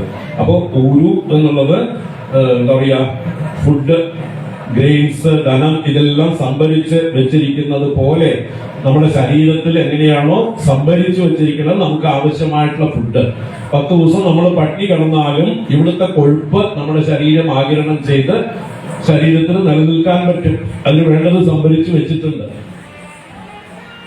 അപ്പൊ അതുപോലെ ഗുപ്തന്മാരെന്നാണ് അവർക്ക് പേര്. സമൂഹത്തില് കൃഷി, ഗോരക്ഷ, വാണിജ്യം എന്നൊക്കെ ചെയ്യുന്ന വൈശ്യന്മാരുടെ ടൈറ്റിലാണ് ഗുപ്ത. ഗുപ്തന്മാരെന്ന് പറഞ്ഞാൽ ഗോപനം ചെയ്യുന്നവർ. ഗോപനം ചെയ്യുക എന്ന് പറഞ്ഞാല് ധനവും ധാന്യവും ഒക്കെ സംഭരിച്ച് എക്കണോമിയെ ഭദ്രമാക്കി സംരക്ഷിക്കുന്നവർ. സമൂഹത്തിന്റെ, രാജ്യത്തിന്റെ ഒക്കെ എക്കണോമിയെ സംരക്ഷിക്കുന്നവരാണ്. ധനധാന്യ സുസ്ഥിതിയെ പരിപാലിക്കുന്ന പശുക്കൾ, ഇതുപോലെയുള്ളതെല്ലാം സംരക്ഷിക്കുന്നവരാണ്. അപ്പൊ അവരുടെ തൊഴിലാണ് കൃഷി, ഗോരക്ഷ, വാണിജ്യം. ഇതാണ് പ്രധാനം. കൃഷികൾ ചെയ്യുക, ഗോരക്ഷ, പശുക്കളെ പരിപാലിക്കുക, കച്ചവടങ്ങൾ ചെയ്യുക. ഇതൊക്കെ ചെയ്യുന്നത് വൈശ്യധർമ്മമാണ്. അപ്പൊ അവരും രജോഗുണ പ്രധാനികളാണ്. രജസിന്റെ കൂടെ തമസ് കമ്പൈൻഡ് ആണ് വൈശ്യന്മാര്. രജസിന്റെ കൂടെ സത്വം കമ്പൈൻഡ് ആണ് രാജാക്കന്മാര്, ക്ഷത്രിയന്മാര്. ആ കോമ്പിനേഷനിലുള്ള വ്യത്യാസമാണ്. അപ്പോ വൈശ്യന്മാരെന്ന് പറഞ്ഞാൽ സമൂഹത്തിന് സാമ്പത്തികമായി എല്ലാ കാര്യത്തിലും ഭദ്രത കൊടുക്കുന്ന ആളുകളാണ്. അവരുടെ അധ്വാനമാണ് നമ്മളൊക്കെ ഭുജിച്ചുകൊണ്ടിരിക്കുന്നത്, അല്ലേ? നമ്മളൊക്കെ അനുഭവിക്കുന്നത്. കൃഷിക്കാര് കൃഷി ചെയ്യുന്നത്, കച്ചവടക്കാര് കച്ചവടം ചെയ്യുന്നത്, പശുക്കളെ സംരക്ഷിക്കുന്നവരുടെ എല്ലാം നമ്മൾ അനുഭവിക്കുന്നു. അപ്പൊ അവരാണ് അതെല്ലാം സംരക്ഷിക്കുന്നവർ. അതുകൊണ്ട് അവർക്ക് ഊരുവിന്റെ സ്ഥാനം. നമ്മുടെ ശരീരത്തിൽ ഏറ്റവും ദൃഢമായിരിക്കുന്ന, ഏറ്റവും കൊഴുപ്പേറിയതായിട്ടുള്ള കുടകളെ പോലെയാണ് സമൂഹത്തെ രക്ഷിക്കേണ്ടവരായ വൈശ്യന്മാർ. അവരുടെ കസ്റ്റഡിയിലാണ് ധനധാന്യ സമൃദ്ധി എല്ലാം. നമ്മളിപ്പോ ഏതൊരു, അല്ലെ, ഒരു ക്ഷേത്രത്തിന്റെ കാര്യം വന്നു, ഒരു ഉത്സവം വന്നു, ആരുടെ അടുത്താ പിരിക്കാൻ പോവുക? ബ്രാഹ്മണനടുത്ത് പോയാൽ 2 രൂപയോ 5 രൂപയോ തരും. ഗവൺമെന്റ് ഉദ്യോഗസ്ഥന്മാരെടുത്ത് പോയാൽ അവർക്ക് മാസാവസാനം ശമ്പളത്തിൽ ഒന്നും ബാക്കി ഉണ്ടാവില്ല, എല്ലാം ലോൺ എടുത്ത് കഴിഞ്ഞിട്ടുണ്ടാവും. ഒന്നുമില്ല, അവർ അങ്ങോട്ട് വല്ലതും ചോദിക്കും. ശൂദ്രന്മാര് അന്നൊന്നാള് കിട്ടിയത് കള്ള് കുടിച്ച് ലോട്ടറി അടിച്ച് കഴിയുണ്ടാവും. അപ്പൊ പിന്നെ ആരോടാ ചോദിക്കുക? നമ്മുടെ കേരളത്തിലാവട്ടെ എവിടെയാണെങ്കിലും ഏത് നല്ല കാര്യങ്ങൾ നടക്കണമെങ്കിലും വൈശ്യന്മാരുടെ സംഭാവന വേണം. അതുകൊണ്ടാണ് അവർ നോട്ടീസിലൊക്കെ അവരുടെ പരസ്യങ്ങൾ കൊടുക്കുന്നത്. അതിന് പറഞ്ഞിട്ട് കാര്യമില്ല, അവർക്കും ബെനിഫിറ്റ് വേണ്ടേ? നമുക്ക് തരുമ്പോ അമ്പലങ്ങൾക്കും മറ്റ് പരിപാടികൾക്കൊക്കെ ധാരാളമായിട്ട് അവർ സംഭാവന ചെയ്യുമ്പോൾ അവർക്ക് അതിന്റെ ബെനിഫിറ്റ് തിരിച്ച് നമ്മൾ കൊടുക്കുന്നു, അവരുടെ പരസ്യം കൊടുക്കുന്നു കൂടെ. അപ്പൊ പറഞ്ഞു വന്നത് വൈശ്യന്മാരെ കൊണ്ടാണ് ഈ ലോകം പുഷ്ടി പ്രാപിക്കുന്നത്. അതുകൊണ്ട് അവര് തൊടയുടെ സ്ഥാനം കൊടുത്തു നടത്താം. അതുപോലെ ശൂദ്രോ പദ്ഭ്യാം ശൂദ്രോ അജായത, പാദങ്ങളിൽ നിന്ന് ശൂദ്രൻ ഉണ്ടായി. പാദം എന്ന് പറഞ്ഞാല് അതിനും ബലം വേണം, ഉറപ്പ് വേണം. നമ്മുടെ ശരീരത്തെ നിലനിർത്തുന്നത് ആരാണ്? പാദങ്ങളാണ്. പദ്യതേ, നമ്മളെ ഭൂമിയിലേക്ക് ഉറപ്പിച്ചു നിർത്തുന്നതാണ്, ഒരു സ്ഥാനത്ത് ഉറപ്പിച്ചു നിർത്തുന്നതാണ് പാദം. അപ്പൊ ആ പാദങ്ങളെ പോലെ ഇരിക്കണം ശൂദ്രന്മാര്. നല്ല ഉറപ്പുള്ളവരായിരിക്കണം, നല്ല ശക്തിയുള്ളവരായിരിക്കണം, കമ്മിറ്റഡ് ആയിരിക്കണം. ഈ മൂന്നിന്റെയും നിലനിൽപ്പ് അവനിലാണ്. നമ്മുടെ ശിരസ്സും നമ്മുടെ കൈകളും തുടയും എല്ലാം ഉറപ്പ് കിട്ടണമെങ്കിൽ പാദത്തിന് ബലം ഉണ്ടാവണം. കാലിന് ബലമില്ലാത്ത ഒരാള്, പോളിയോ പിടിച്ച ഒരാള്, വേച്ച് നടക്കുന്ന ഒരാൾക്ക് കൈകൊണ്ട് ശക്തി ഉണ്ടാവുമോ, അല്ലെങ്കിൽ മറ്റെന്തെങ്കിലും ചെയ്യാൻ ശക്തിയില്ല, കൈ മറ്റേ സപ്പോർട്ട് ചെയ്യാൻ വേണ്ടി വരും. അപ്പൊ പാദങ്ങൾ ശക്തിയുള്ളതുപോലെ നന്നായിട്ട് അധ്വാനിക്കാൻ തയ്യാറാവണം. ആരാ? ഈ പറഞ്ഞ 3 ക്വാളിറ്റികളും ഇല്ലാത്തവർ.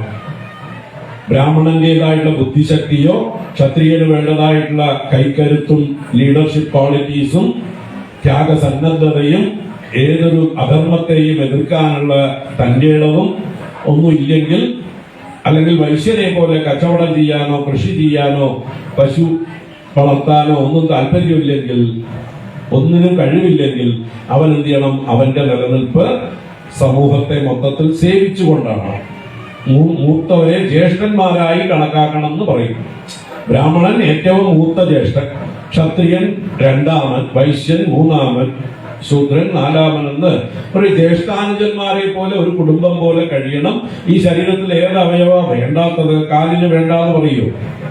കാലിന് കാലിന്റെ പ്രാധാന്യമുണ്ട്, കയ്യിന് കയ്യിന്റെ പ്രാധാന്യം, തുടയ്ക്ക് തുടയുടെ പ്രാധാന്യം. അപ്പൊ എങ്ങനെയാണോ നമ്മൾ ഇതെല്ലാം കൂടി ഒന്നിച്ചു പോകുന്നത്, ഒന്നിച്ചു തന്നെ പ്രവർത്തിക്കണം, ഒരു യൂണിറ്റ് ആയിട്ട് പ്രവർത്തിക്കണം. പരസ്പരം ചവിട്ടിത്താഴ്ത്താനൊന്നും പാടുള്ളതല്ല. പരസ്പരം നീ ചെറുത് ഞാൻ വലുതെന്നൊന്നും പാടില്ല. നല്ല സ്നേഹമുള്ള ഏട്ടാനുജന്മാരെ പോലെ കഴിയണം. പണ്ട് അങ്ങനെ ആയിരുന്നു വീടുകളിലൊക്കെ ഏട്ടാനുജന്മാരല്ലേ. 10 മക്കൾ ഉണ്ടായിരുന്നപ്പോ സ്നേഹം കൂടുതലായിരുന്നു. ആ മക്കളുടെ എണ്ണം കുറയും തോറുമാണ് സ്നേഹം കുറഞ്ഞു വരുന്നത്. നമ്മുടെ കുടുംബത്തിലൊക്കെ നമ്മുടെ മുതിർന്നവരുടെ വാത്സല്യം സ്നേഹമൊക്കെ അനുഭവിച്ചവർക്ക് അറിയാം. അതിന്റെ ഇടയില് എക്സംഷൻസ് ഉണ്ടാവും, അത് വിടുക. ഒരു കോമൺ ആയിട്ട് നമ്മൾ പറയുമ്പോൾ സാമാന്യമായിട്ട് നല്ല ആളുകളായിരുന്നു നമ്മുടെ മുതിർന്നവരൊക്കെ. അപ്പൊ അവര് നമ്മളെ സ്നേഹിച്ച് കൂടെ കൊണ്ട് നടന്നു.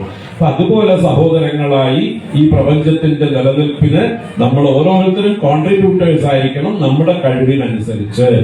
ഈ ശൂദ്രന് തന്നെ അവന് ബുദ്ധി വികസിച്ച് കച്ചവടം ചെയ്യാനായാൽ അവൻ വൈശ്യനായി. അതേ അവൻ തന്നെ ക്ഷത്രിയനെ പോലെ സാമർഥ്യമുള്ളവനായി, അല്ലെ, നേതൃഗുണങ്ങളൊക്കെ വന്നു, കൈക്കരുത്ത് വന്നു, ധാർമ്മിക ബോധം വന്നു, അവന് പൊളിറ്റിക്സിലേക്ക് വരാം. പക്ഷെ അപ്പൊ വൈശ്യ സ്വഭാവം മാറ്റണം. ഇപ്പൊ നമ്മുടെ പൊളിറ്റിക്സിലൊക്കെ ഉള്ളതൊക്കെയോ പക്കാ വൈശ്യന്മാരാണ്, സ്വഭാവം കൊണ്ട് വൈശ്യന്മാര് സങ്കരങ്ങളാണ്. സ്വാർത്ഥമായിട്ട് വീട്ടിലേക്ക് എന്ത് കൊണ്ടുപോകാൻ പറ്റും, ഞാനും എന്റെ ഭാര്യയും എന്റെ മക്കളും, വേണ്ടി വന്നാൽ എനിക്ക് ജയ് വിളിക്കുന്ന കുറച്ചു പേരും, അവർക്ക് വേണ്ടി മാത്രം. അപ്പൊ അതെന്ത് വൈശ്യബുദ്ധിയാണ്, അവൻ ക്ഷത്രിയ ബുദ്ധിയല്ല. നമ്മുടെ രാഷ്ട്രീയത്തിലുള്ളവർക്കൊക്കെ വേണ്ട ബുദ്ധി ക്ഷത്രിയ ബുദ്ധിയാണ്.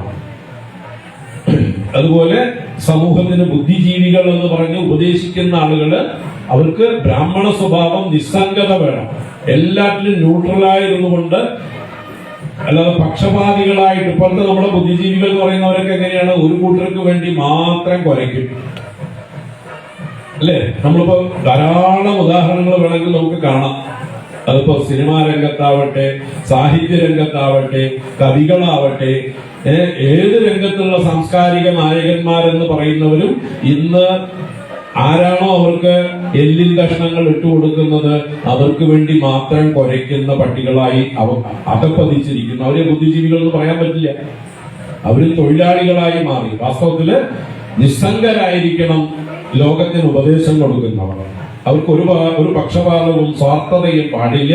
ലോക നന്മയായിരിക്കണം അവരുടെ ദൃഷ്ടിയില്. എല്ലാവരുടെയും നന്മ ഉള്ളിൽ വെച്ചുകൊണ്ട് വേണം അവര് മാർഗദർശനം ചെയ്യാൻ. അപ്പൊ സ്വയം നിസ്സംഗരായിരിക്കണം എന്നർത്ഥം. അപ്പൊ അങ്ങനെ നമുക്ക് ഈ എന്താ പറയുക, ജനിക്കുമ്പോ എല്ലാവരും ശൂദ്രരായിട്ടാണ് ജനിക്കുന്നത് എന്ന് സ്മൃതി ശ്ലോകങ്ങളുണ്ട്. ജന്മനാ ജായതേ ശൂദ്രഃ, എല്ലാവരും അറിവില്ലാത്ത അജ്ഞാനികളായിട്ടാണ്, ശൂദ്രപ്രായന്മാരായിട്ടാണ് ജനിക്കുന്നത്.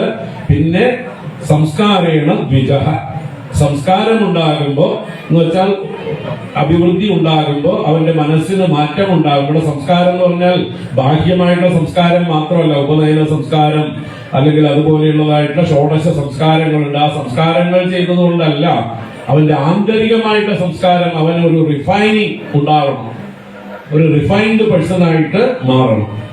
അതാണ് സംസ്കാരം കൊണ്ട് ഉദ്ദേശിക്കുന്നത്. ഉയർന്ന ചിന്താഗതി ഉണ്ടാവണം, വളർച്ചയുണ്ടാവണം. അപ്പൊ അങ്ങനെ സംസ്കാരേണ ദ്വിജ, സംസ്കാരം കൊണ്ട് ഒരുവൻ ദ്വിജത്വം പ്രാപിക്കുന്നു. ബ്രാഹ്മണ ക്ഷത്രിയ വൈശ്യന്മാർ 3 പേരും ദ്വിജന്മാരാണ്. അത് കഴിഞ്ഞ് വേദാഭ്യാസേന വിപ്രഹ, വേദം അഭ്യസിക്കുമ്പോൾ ഈ ശാസ്ത്രങ്ങളൊക്കെ പഠിച്ച് നല്ല അറിവുണ്ടാകുമ്പോൾ ഒരു പണ്ഡിതനായി തീരുമ്പോൾ അവൻ വിപ്രനായി. പിന്നെ ബ്രഹ്മജ്ഞാനേന ബ്രാഹ്മണ, ആ ഈശ്വരനെ സാക്ഷാത്കരിക്കുമ്പോൾ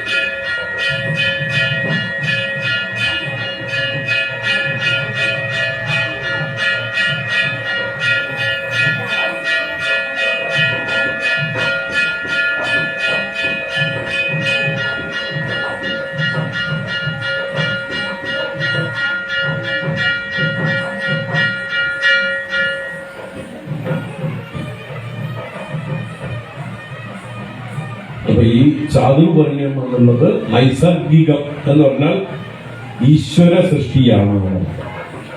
മനുഷ്യർ സൃഷ്ടിച്ചതാണെന്ന് ജാതി.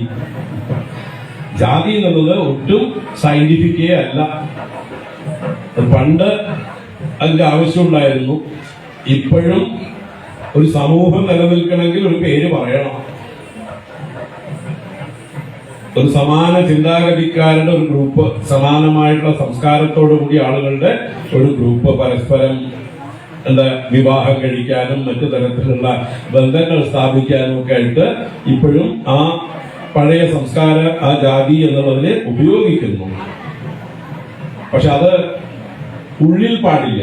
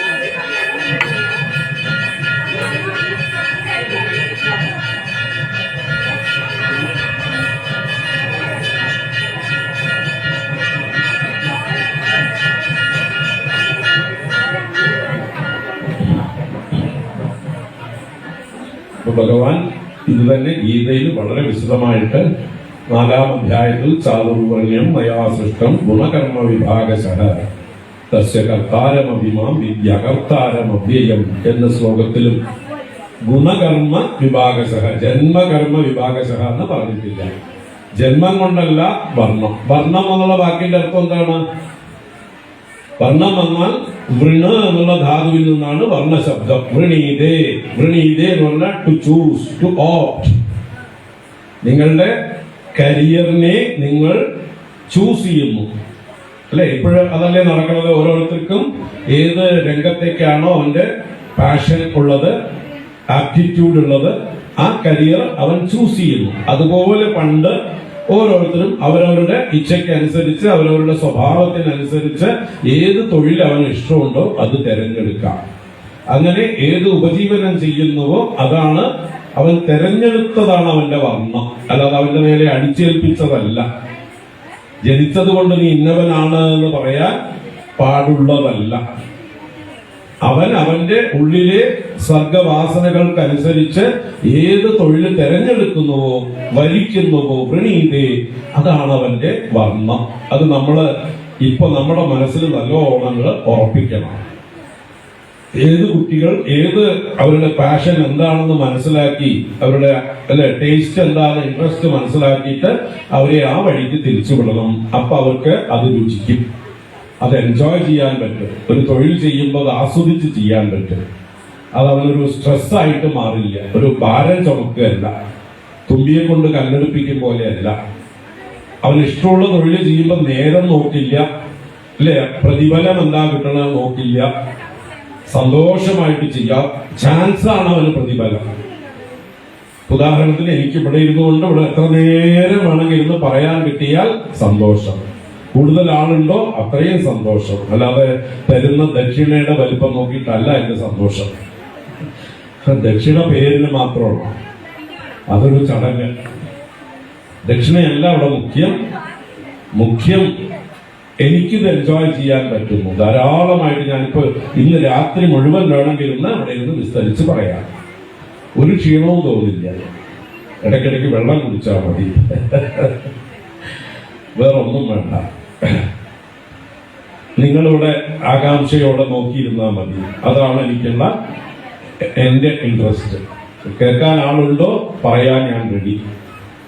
വേറെ ഒന്നിനും പ്രതിഫലം കാക്ഷിച്ചിട്ടല്ല, ഞാൻ എൻജോയ് ചെയ്യുന്നു. അതുപോലെ ഓരോരുത്തർക്കും പ്രതിഫലേച്ഛയില്ലാതെ അവന് ആസ്വദിച്ച് ചെയ്യാൻ പറ്റുന്നതായിട്ടുള്ള തൊഴിലാണ് അവരവർ തിരഞ്ഞെടുക്കേണ്ടത്. അപ്പൊ അവർക്ക് അത് കിട്ടുന്നത് എന്തും സന്തോഷവും മാത്രമല്ല, അവന്റെ ഗ്രോത്ത് ഓട്ടോമാറ്റിക്കായിട്ട് സംഭവിക്കും. അവൻ ഇഷ്ടപ്പെട്ട് ചെയ്യുന്ന തൊഴിലില് അവൻ പുതിയ ഇന്നോവേറ്റീവായിട്ട് വികസിച്ച് വരും. അവനെ കൊണ്ട് ലോകത്തിലേക്ക് കോൺട്രിബ്യൂട്ട് ചെയ്യാൻ പറ്റും. അവനും വളരും, ലോകവും വളരും. അതല്ലാതെ താല്പര്യമില്ലാത്ത ആളുകളെ അടിച്ചേൽപ്പിച്ച് ഓരോ പൊസിഷനിൽ ഇരുത്തിയാലോ അവർക്ക് കൈക്കൂലി വേണം, എന്നാലും ചെയ്യാൻ അറിയില്ല, മര്യാദയ്ക്ക് ചെയ്യാൻ അറിയില്ല. അല്ലെ? പല ഓഫീസുകളിലും പോയാൽ നമുക്ക് തന്നെ തലവേദനയാവും ഇവരുടെയൊക്കെ വിവരക്കേടുകൾ കണ്ടിട്ട്. എന്തെങ്കിലും ഒരു സാധനം എഴുതി തരാൻ പറഞ്ഞാൽ മുഴുവൻ തെറ്റായിട്ട് എഴുതി തരും. ഒരു മര്യാദയ്ക്കൊരു ക്യാഷ് കൊടുത്താൽ റെസീറ്റ് പോലും പ്രോപ്പറായിട്ട് എഴുതാൻ അറിയാത്ത ആൾക്കാരുണ്ട്. നമ്മൾ കൊടുത്തതിന് വേറെ ആരുടെയെങ്കിലും പേര് എഴുതി തരും, അല്ലേ? അപ്പോ ഇതെന്തുകൊണ്ട് അവർക്ക് അതിനുള്ള യോഗ്യത ഇല്ലാത്തത് കൊണ്ട്. അപ്പൊ ഇത് തിരിച്ചറിയണം നമ്മള്. വർണ്ണം എന്നുള്ളത് ജാതിയല്ല, ജാതിയും വർണ്ണവുമായിട്ട് ഒരു ബന്ധവും ഇല്ല. അപ്പൊ വർണ്ണാശ്രമ ധർമ്മങ്ങൾ എന്ന് കേൾക്കുമ്പോൾ നമുക്ക് ഹാലിളകാൻ പാടുള്ളതല്ല. വർണ്ണം എന്ന് പറഞ്ഞാല് തെറ്റിദ്ധരിച്ച ആളുകൾ എന്തൊക്കെയോ വിഡ്ഢിതരം പറയുന്നുണ്ട്. നമ്മുടെ ശരിക്കും സയന്റിഫിക് ആയിട്ടുള്ള സിസ്റ്റമാണ് ഈ ജാതി സിസ്റ്റമാണ് സയന്റിഫിക് അല്ലാത്തത്. ആ ജാതിയെ നമ്മൾ തൂത്തെറിയണം. അതിന് ആദ്യം ഇനീഷ്യേറ്റ് ചെയ്യേണ്ടത് നമ്മളെ ഭരിക്കുന്ന ഗവൺമെന്റ് ആണ്. അവർക്ക് ധൈര്യമാണ് നമ്മളോട് ബർത്ത് സർട്ടിഫിക്കറ്റിലും സ്കൂൾ സർട്ടിഫിക്കറ്റിലും വേറെ ഏതൊരു സർട്ടിഫിക്കറ്റിലും ജാതി ചോദിക്കാതെ ആവണം.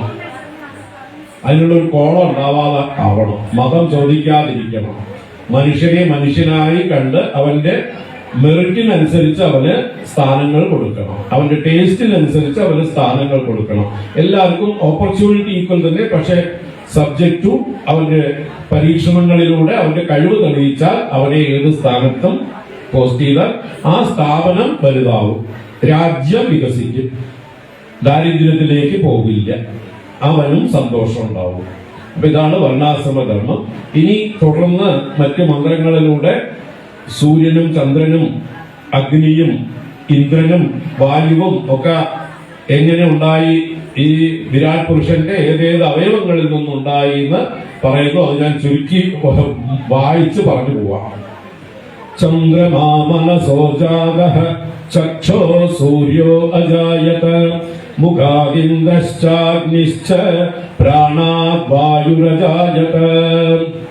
ചന്ദ്രമസ് എന്ന് പറഞ്ഞാൽ ചന്ദ്രൻ മനസ്സിൽ നിന്ന്, വിരാട് പുരുഷന്റെ മനസ്സാണ് ചന്ദ്രനായത്, വിരാട് പുരുഷന്റെ കണ്ണുകളാണ് സൂര്യനായത്, വിരാട് പുരുഷന്റെ വായിൽ നിന്ന് അഗ്നിയും ഇന്ദ്രനും ഉണ്ടായി, വിരാട് പുരുഷന്റെ പ്രാണൻ അന്തരീക്ഷ വായുവാണ്, വായുവായി മാറിയത്. നാഭ്യ ആസീദന്തരിക്ഷം ശീർഷ്ണോദ്യൗ സമവർത്തത പദ്ഭ്യാം ഭൂമിർദിശശ്രോത്രാത് തഥാ ലോകാൻ അകൽപയത്. ഈശ്വരന്റെ വിരാട് പുരുഷന്റെ നാഭിയിൽ നിന്ന് അന്തരീക്ഷവും ശിരസിൽ നിന്ന് സ്വർഗലോകം, ദ്യൗഹു പാദങ്ങളിൽ നിന്ന് ഭൂമി, ശ്രോത്രങ്ങളിൽ നിന്ന് ദിക്ക്, ഇങ്ങനെ സമഷ്ടിയായ ഈ വിശ്വത്തെ അകൽപ്പയത് കൽപ്പന ചെയ്തു. വിരാട് പുരുഷൻ സ്വയം പലതായി തീർന്നു എന്ന് പറഞ്ഞ് ആ സൃഷ്ടി പ്രക്രിയ ഈ 15ാം മന്ത്രത്തോടുകൂടി തീർന്നു. ഇനി കുറച്ച് വിസ്തരിച്ച് പറഞ്ഞാലേ ഇതാവുള്ളൂ. അപ്പോ നമുക്കതുകൂടെ നിർത്താം. 15ാം മന്ത്രം വരെ പറഞ്ഞ് നിർത്തുകയാണ്. ഞാനിത് ഓൺലൈനായിട്ട് ഇനി വിശദമായിട്ട് ചെയ്യുന്നുണ്ട്. ഇവിടുത്തെ സമയപരിധി കൊണ്ട് നമ്മൾ വളരെ ചുരുക്കിയേ പറഞ്ഞിട്ടുള്ളൂ. അടുത്തു തന്നെ ആവശ്യക്കാർ ഒരുപാട് പറഞ്ഞു കഴിഞ്ഞു, ഓൺലൈനിൽ വിസ്തരിച്ചു വേണമെന്ന് പറഞ്ഞിട്ട്. അപ്പോ ഈ പുരുഷ സൂക്തം അതിന്റെ വളരെ സൂക്ഷ്മമായിട്ട് നമുക്ക് വിശകലനം ചെയ്തുകൊണ്ട് ഓൺലൈനിലൂടെ കേൾക്കാൻ താല്പര്യമുള്ളവർ കേൾക്കാം. ഫേസ്ബുക്കിൽ ലൈവായിട്ട് നമ്മൾ സ്ഥിരമായിട്ട് ചെയ്യുന്നുണ്ട് പല ക്ലാസ്സുകൾ, അതിലൂടെ കാണാം. കൃഷ്ണാത്മാനന്ദ സ്വാമി എന്നടിച്ചു കൊടുത്താൽ ഫേസ്ബുക്ക് ലൈവ് ഇഷ്ടംപോലെ ക്ലാസ്സുകൾ കാണാം. യൂട്യൂബും ഉണ്ട്, ആർഷതീർത്ഥം എന്നു പേരുള്ള യൂട്യൂബ്. അതിൽ ഒരുപാട് വീഡിയോസ്, ഒരുപാട് ക്ലാസ്സുകളുണ്ട്. എല്ലാം വേണ്ടവർക്ക് ശ്രദ്ധിക്കാം, താല്പര്യമുള്ളവർക്ക് ശ്രദ്ധിക്കാം. അപ്പൊ ഞാനിവിടെ സമർപ്പിക്കുകയാണ്. കാരണം പുറകില് വലിയൊരു ആൾക്കൂട്ടം തന്നെ ഉണ്ട് അടുത്ത പരിപാടിക്ക്. തത്സംജോരാവൃണീമഹേ ഗാതും യജ്ഞായ ഗാതും യജ്ഞപതയേ ദൈവീ സ്വസ്തിരസ്തു നഃ സ്വസ്തിർമാനുഷേഭ്യഃ ഊർധ്വം ജിഗാതു ഭേഷജം ശന്നോ അസ്തു ദ്വിപദേ സം ചതുഷ്പദേ. ഓം ശാന്തി ശാന്തി ശാന്തി. ഓം കായേന വാചാ മനസേന്ദ്രിയൈർവാ ബുദ്ധ്യാത്മനാ വാ പ്രകൃതേ സ്വഭാവാത് കരോമി യദ്യത് സകലം പരസ്മൈ നാരായണായേതി സമർപ്പയാമി. ഓം ശാന്തി ശാന്തി ശാന്തി. ഓം ശ്രീ സീതാലക്ഷ്മണ ഭരത ശത്രുഘ്ന ഹനുമത് സമേത ശ്രീരാമചന്ദ്ര സ്വാമിനേ നമഃ. ഓം ശ്രീ ആഞ്ജനേയ സ്വാമിനേ നമഃ.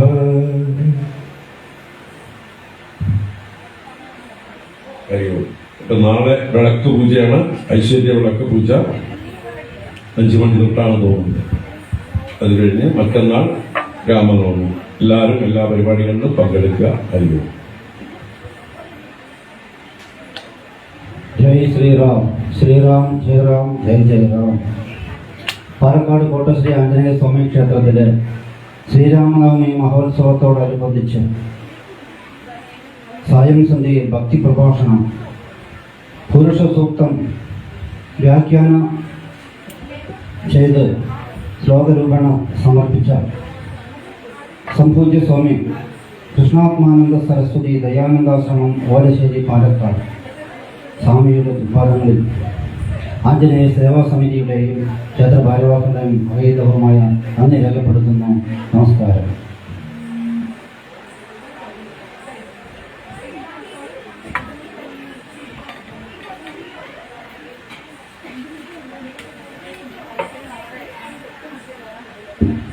ആഞ്ജനേയ സേവാ സമിതിയുടെ ഒരു ചെറിയ ദക്ഷിണ സ്വാമിയുടെ പാദങ്ങളിൽ സമർപ്പിക്കുന്നുണ്ട്. നമ്മൾ ഭക്തർക്ക് അതുപോലെ ദക്ഷിണ സമർപ്പിക്കുന്നവർ പങ്കുചേരാം.